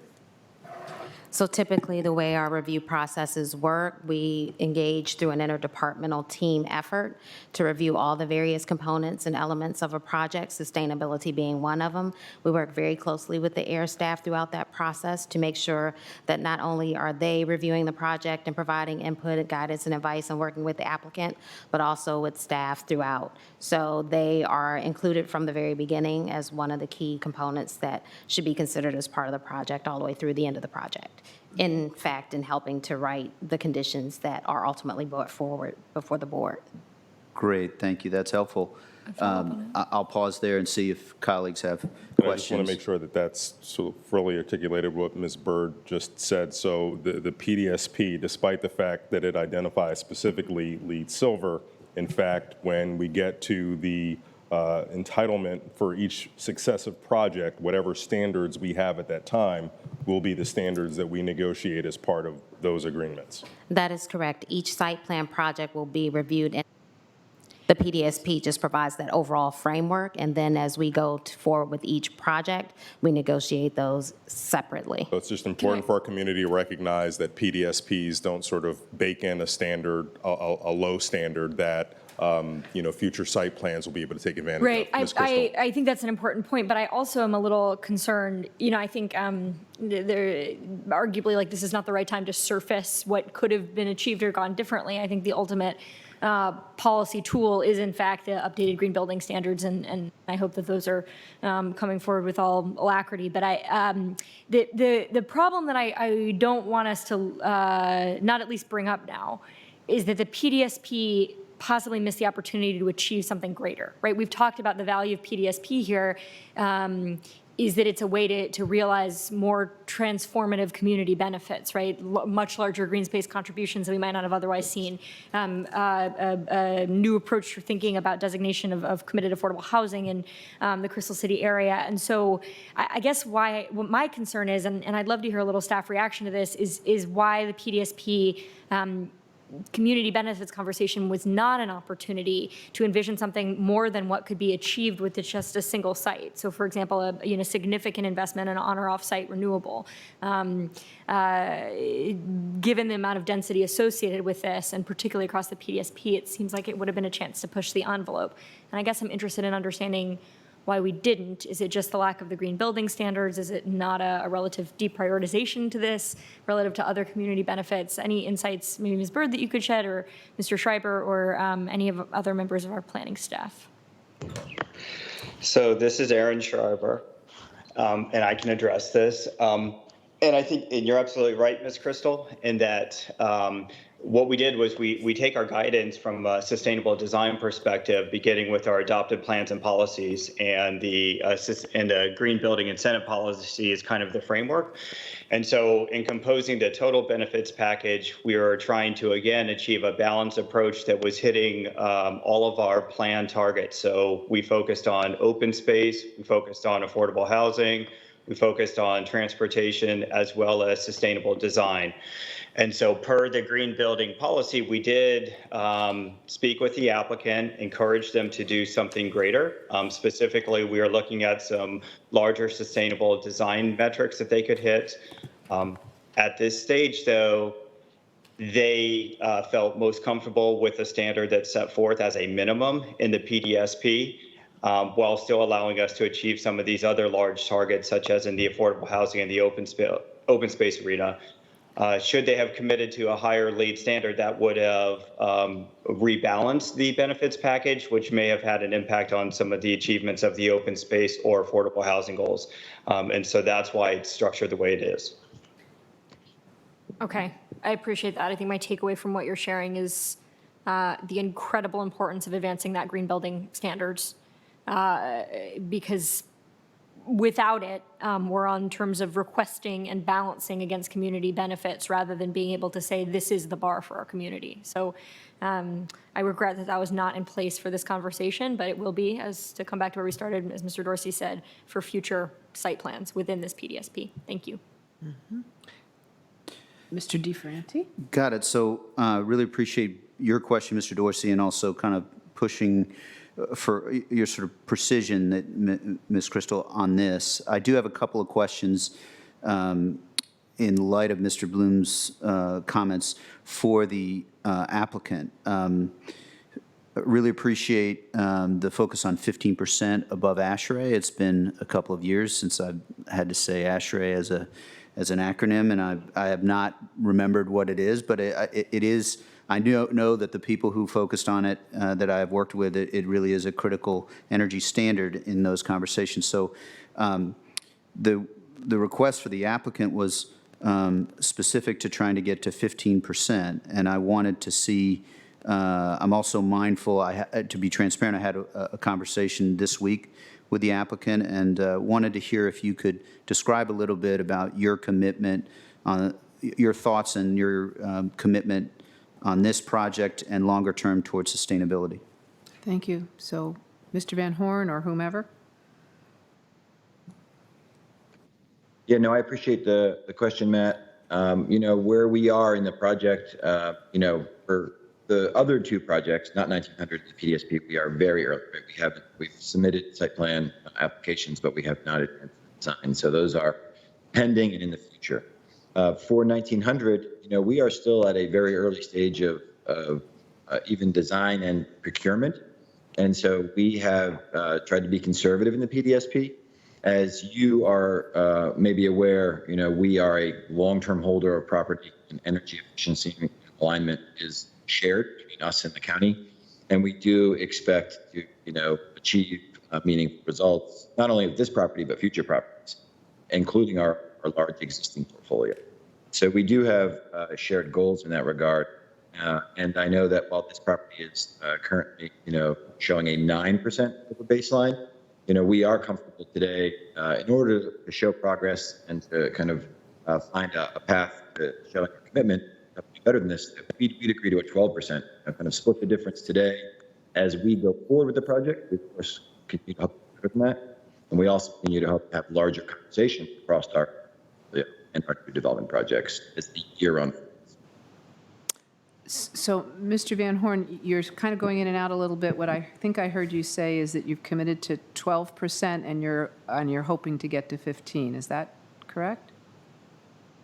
Yeah, I'm sorry that that's happening, but yes, that is something we're comfortable doing for 1900 today, show progress. Thank you. Mr. Dorsey, did you have more? So just a couple of questions. First, I'll start off with a question for the applicant, Mr. Van Horn, if you're still there. So it's my understanding that JBG Smith not only develops properties, but you all hold on to them in your portfolio and manage them. Is that true? That is correct. We are a long-term holder of properties now. So with that sort of as the background, you know, when we talk about sustainability, it sounds a lot like a science, 9, 12, 15%, but really how we get there is a lot about the art, because whenever you condition something, it has a cost. So the question becomes for us, what's the right number to condition to extract costs from JBG that's translated into a community benefit versus having some comfort that they will get there on their own without our, and by our, I mean the community, paying for it. So with their you know, being the ones who are going to hold on to the buildings and operate the buildings, it is in their best interest to make these as energy efficient as possible when they are actually constructed. And I don't know what the right number is to condition that the community sort of pays for in community benefits versus allowing the rest to be what is in the best interest of the developer and property owner to do on their own, which is a benefit that we would receive without necessarily having to pay for it. So I think 12 is good because we're not paying anything more for 12. Whether it's ideal, not quite sure yet, but I see this is moving in the right direction. Thank you. Thank you. Anything more on environmental at this point? No more questions when we get to the amendment stage. Yes, and we'll discuss that. I think we're going to fold it all into a motion. I'm sort of waiting on this one to make the motion. I think there are a number of things we're all going to be pretty much together on what we would like to do. All right, how about next discussing the issue of the enhanced bike lane study, et cetera? Who would like to take that? Ms. Crystal, are you? Yeah, thank you. Sure. you know, obviously this is surfaced, the need, actually much like with the green building incentive policy, this has really surfaced the need to have a strategic plan for the whole of the corridor. And I really appreciate Mr. Gibson's work to brief us as well as your presentation today.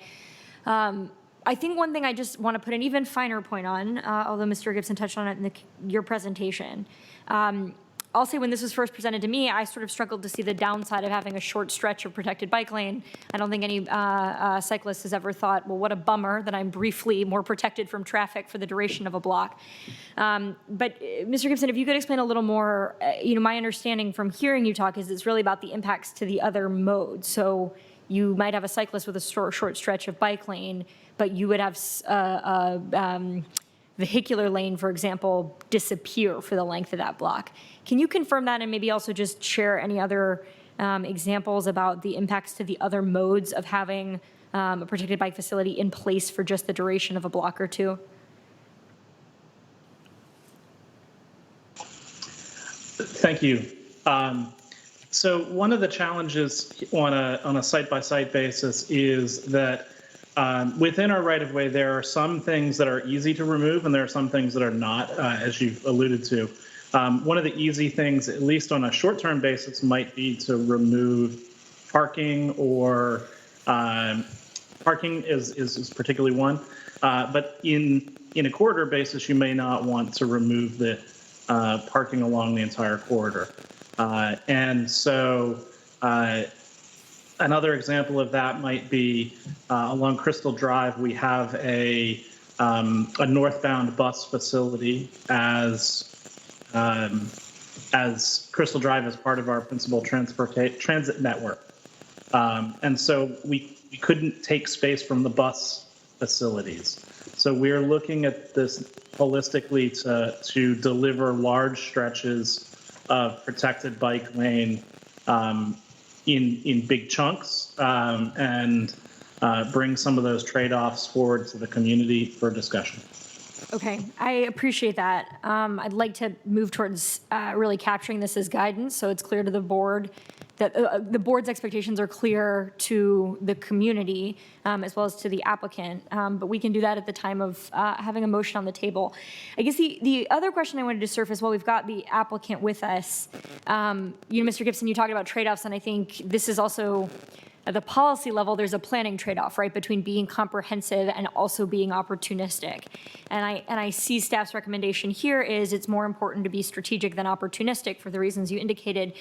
However, we don't want the ultimate plan for a facility the length of this stretch of Crystal Drive to be borne exclusively by the county when some of it can be realized by private development.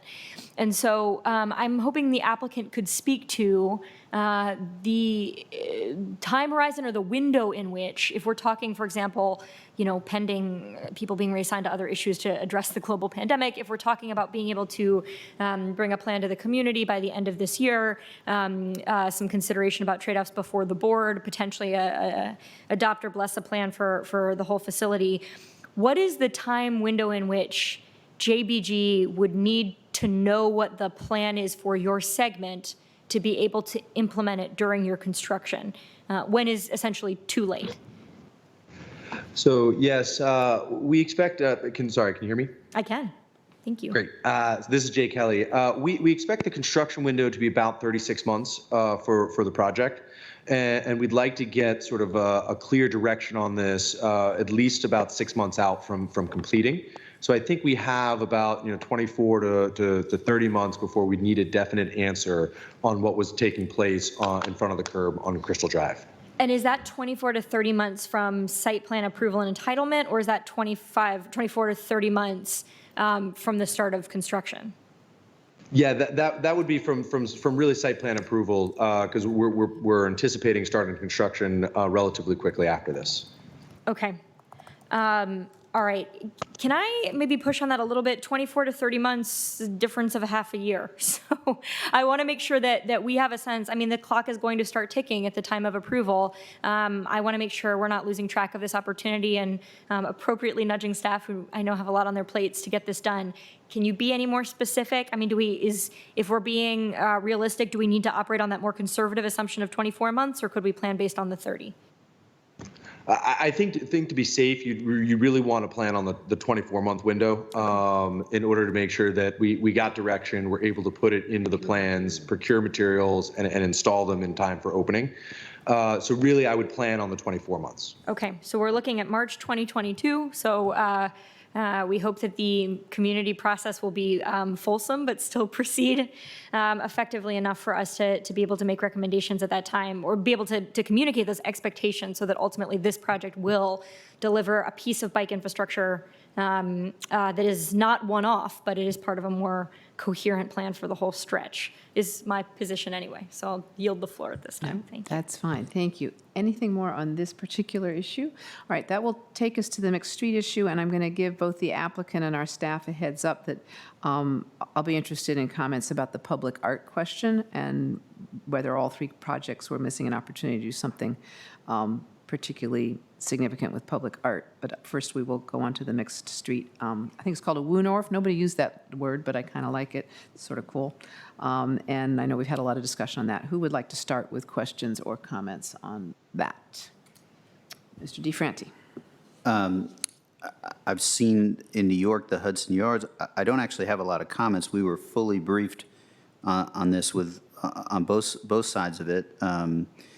I think really the choice before us is if there is a choice other than striking condition 59, that's where I am with due respect to staff. But I don't.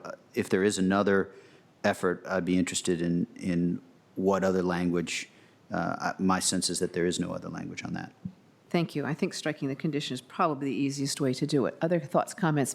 Question, actually. Yeah, we had, aside from the fundamental disagreement as to what this pedestrian priority street, with all due respect, Madam Chair, I can't pronounce Wunderf, so I'm not going to do it. Well, neither can I, but we kind of try.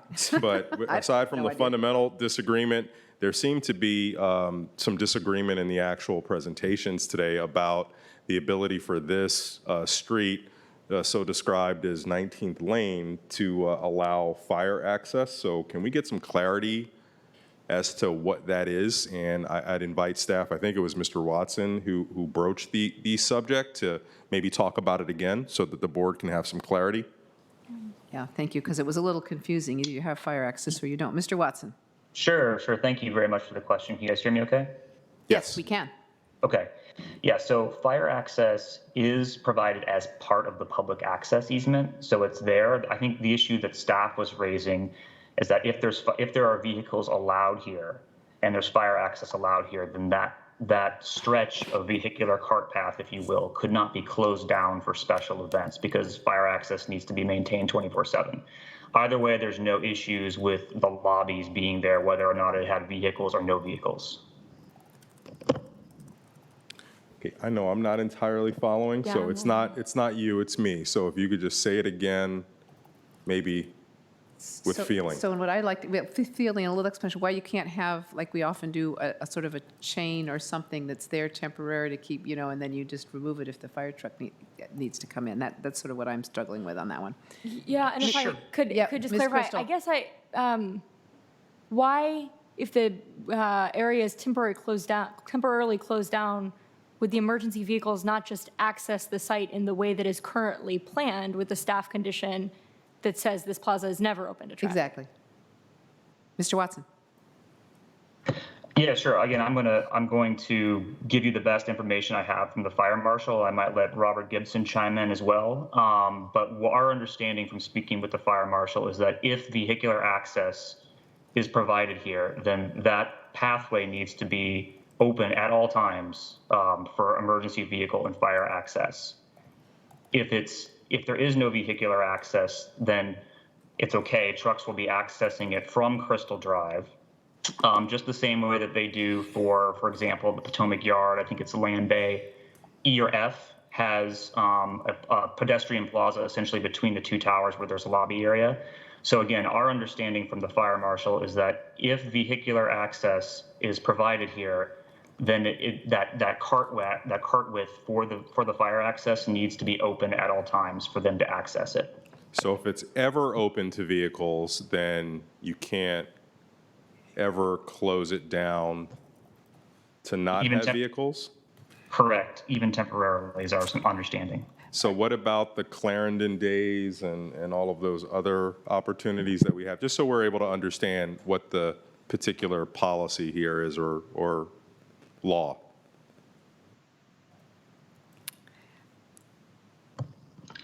Yeah, sure. I'm not as familiar with the Clarendon Day events. I might let Rob Gibson chime in just to make sure I'm providing our position correctly. But again, as far as I know, that we couldn't even have temporary events on that segment of the Boone Earth.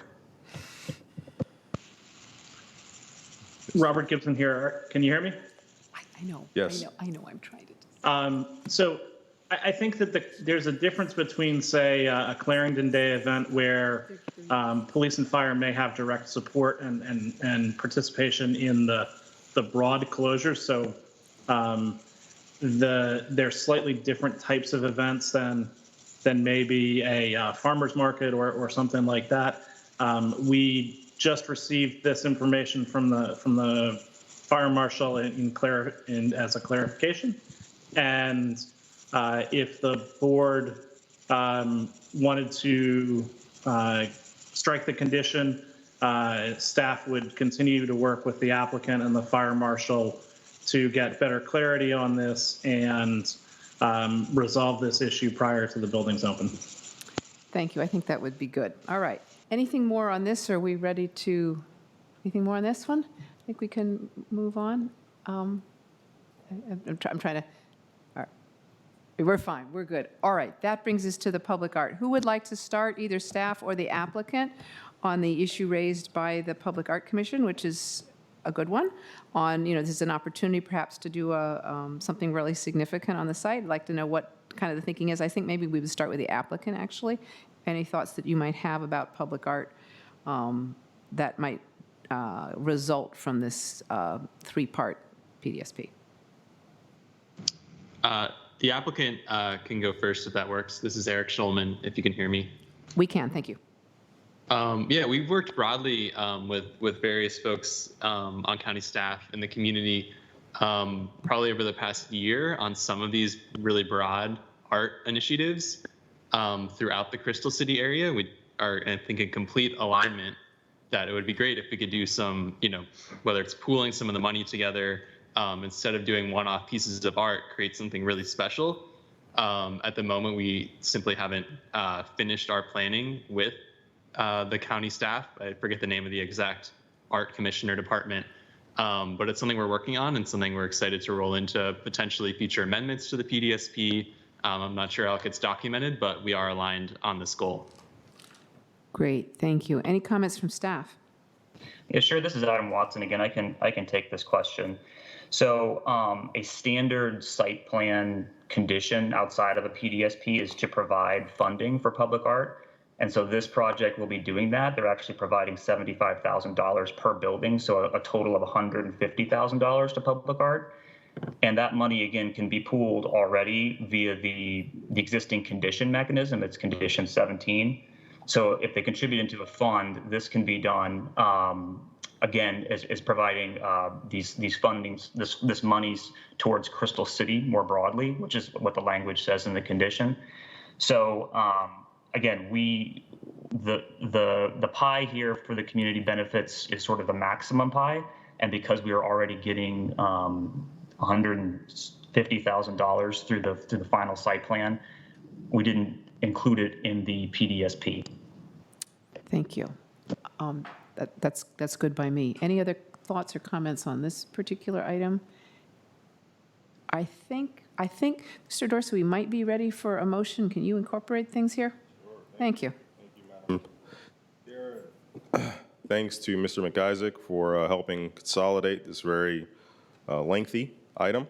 So I'd like to move that the county board approve the county manager's recommendations for item 38, generally described as the Crystal City PDSP Phase Development Site Plan and the 1900 Crystal Drive Site Plan as set forth in the board report for items 38, A, B, C, D, and E, which are dated March 19th, 2020, and the related board reports for items 38F and G, dated March 13th, 2020, all of which generally combine to do the following.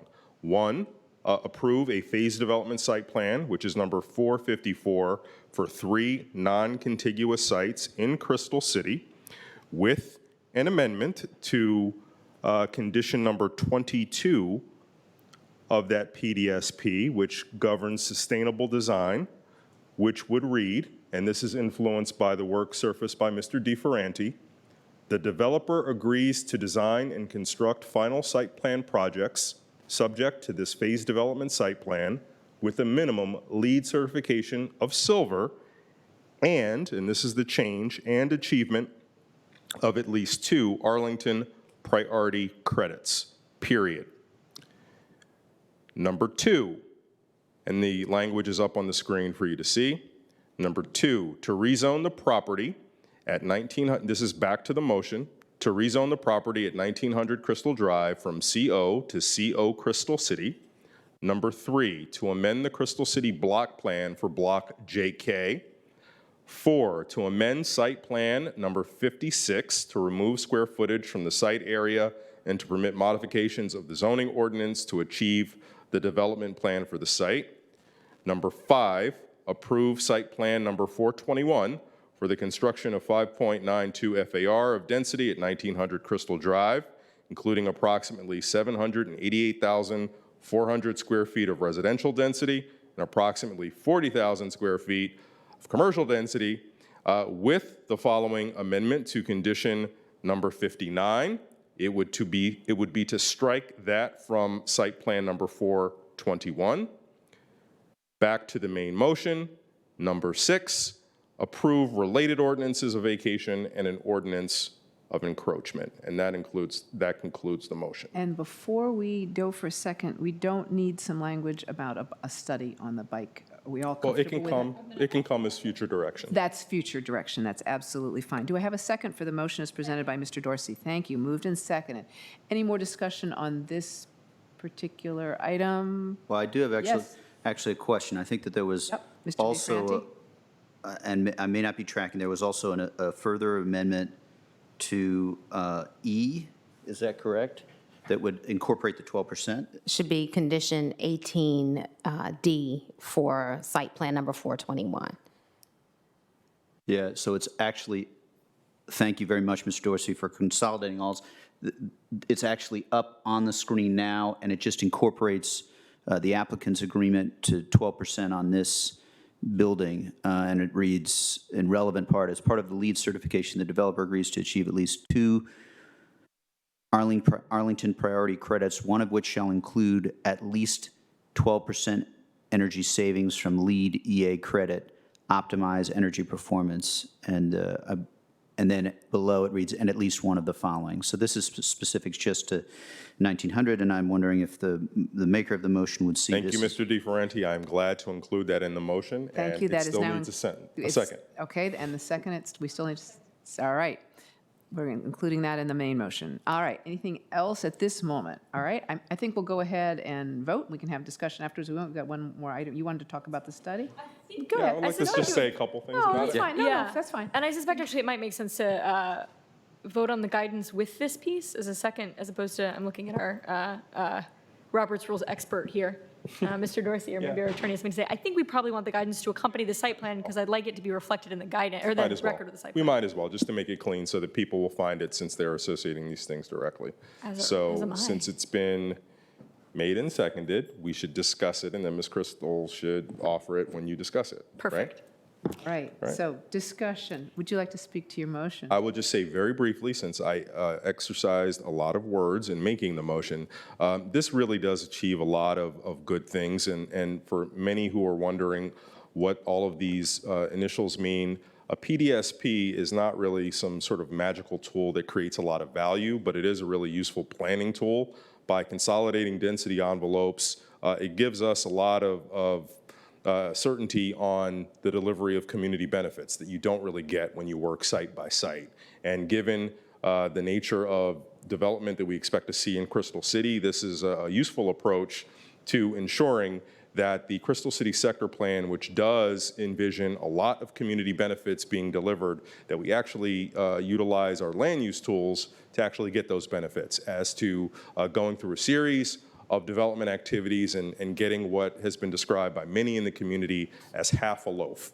And for developers, not necessarily being able to do anything transformative because they feel like they're doing things piece by piece. So I have great hope that this will help move us along towards realizing the sector plan goals much more efficiently. Some innovative work on affordable housing, and what we did by the amendments, I think, is to really put our money where our mouth is when it comes to being open to new ideas, particularly about the public realm.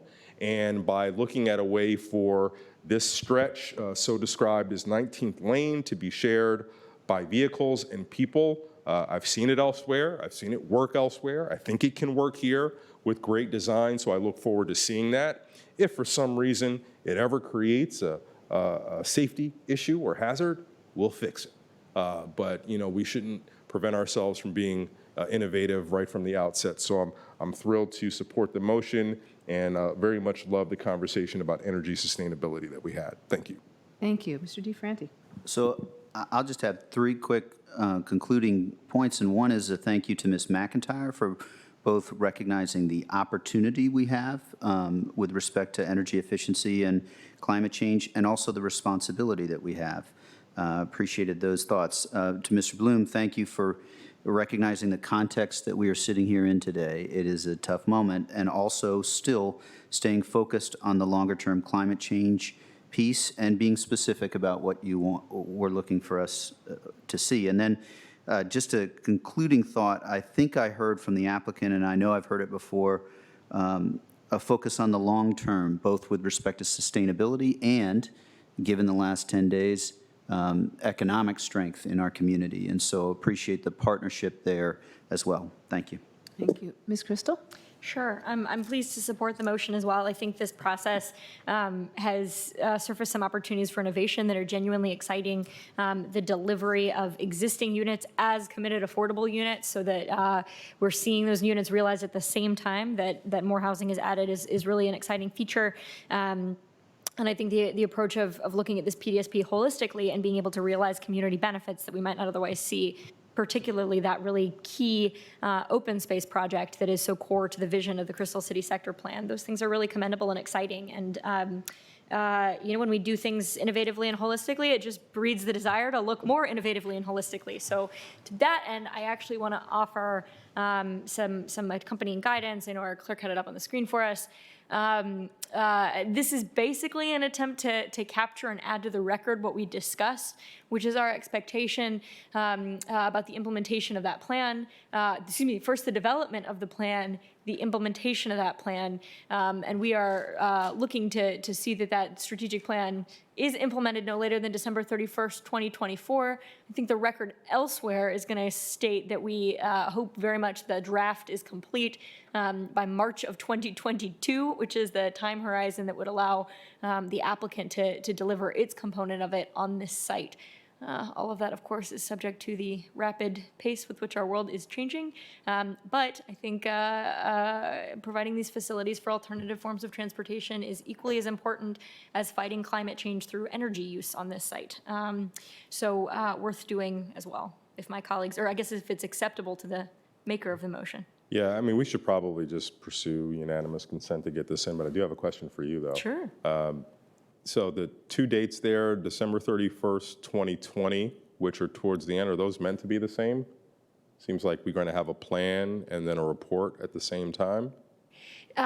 Yes. So the plan is going to first go to the public, and Mr. Gibson may be able to speak to this more differently. So we don't want to presume what the conclusion of what that plan for a more complete street, I guess, on Crystal Drive would look like.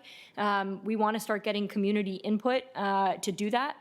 Staff is saying that realistically they can try to get that public discussion underway, the usual open houses, engagement of our Transportation Commission and bike and PED advisory committees by December 2020. But for my part anyway, I'd like an update on what's being presented. So sometimes we don't get a formal update from the manager during reports about something that's going out to the public. It starts with public before it comes back to us.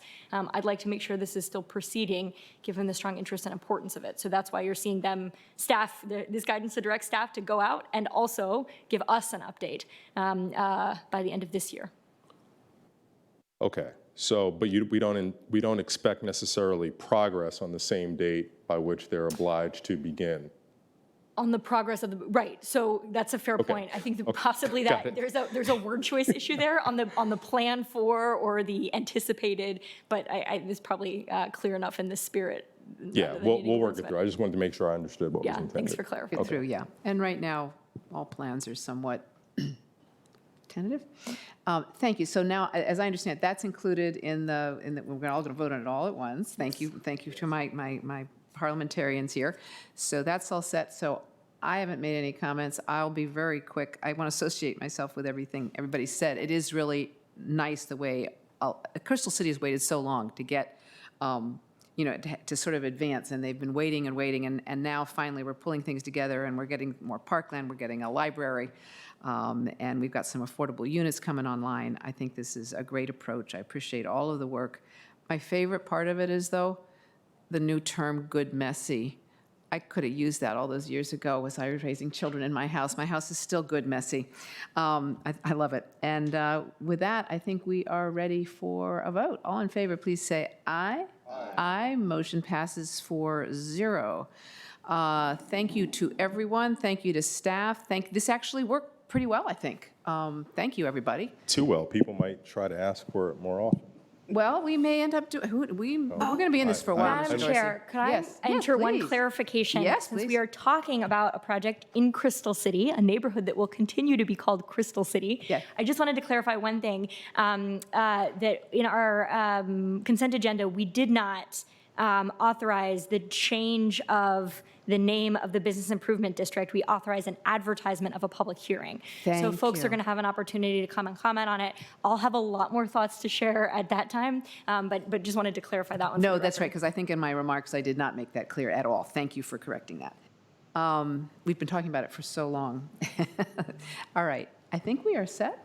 All right, we've made the motion. We've completed our business. Any more business to come before the board, Madam Clerk?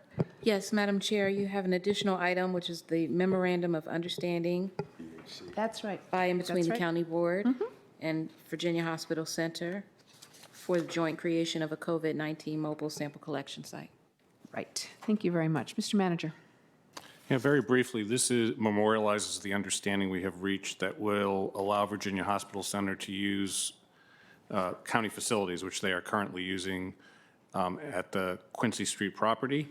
And the memorandum of understanding was negotiated in record time, and I think maybe the county attorney who was more involved with that than I was, but it lays out a clear set of expectations about who is responsible for what at the facility, our duties, and the hospital's duties. And I recommend its approval. Thank you very much. Yes, it's moved so quickly on the agenda that I had, it wasn't on it, so thank you for slowing me down.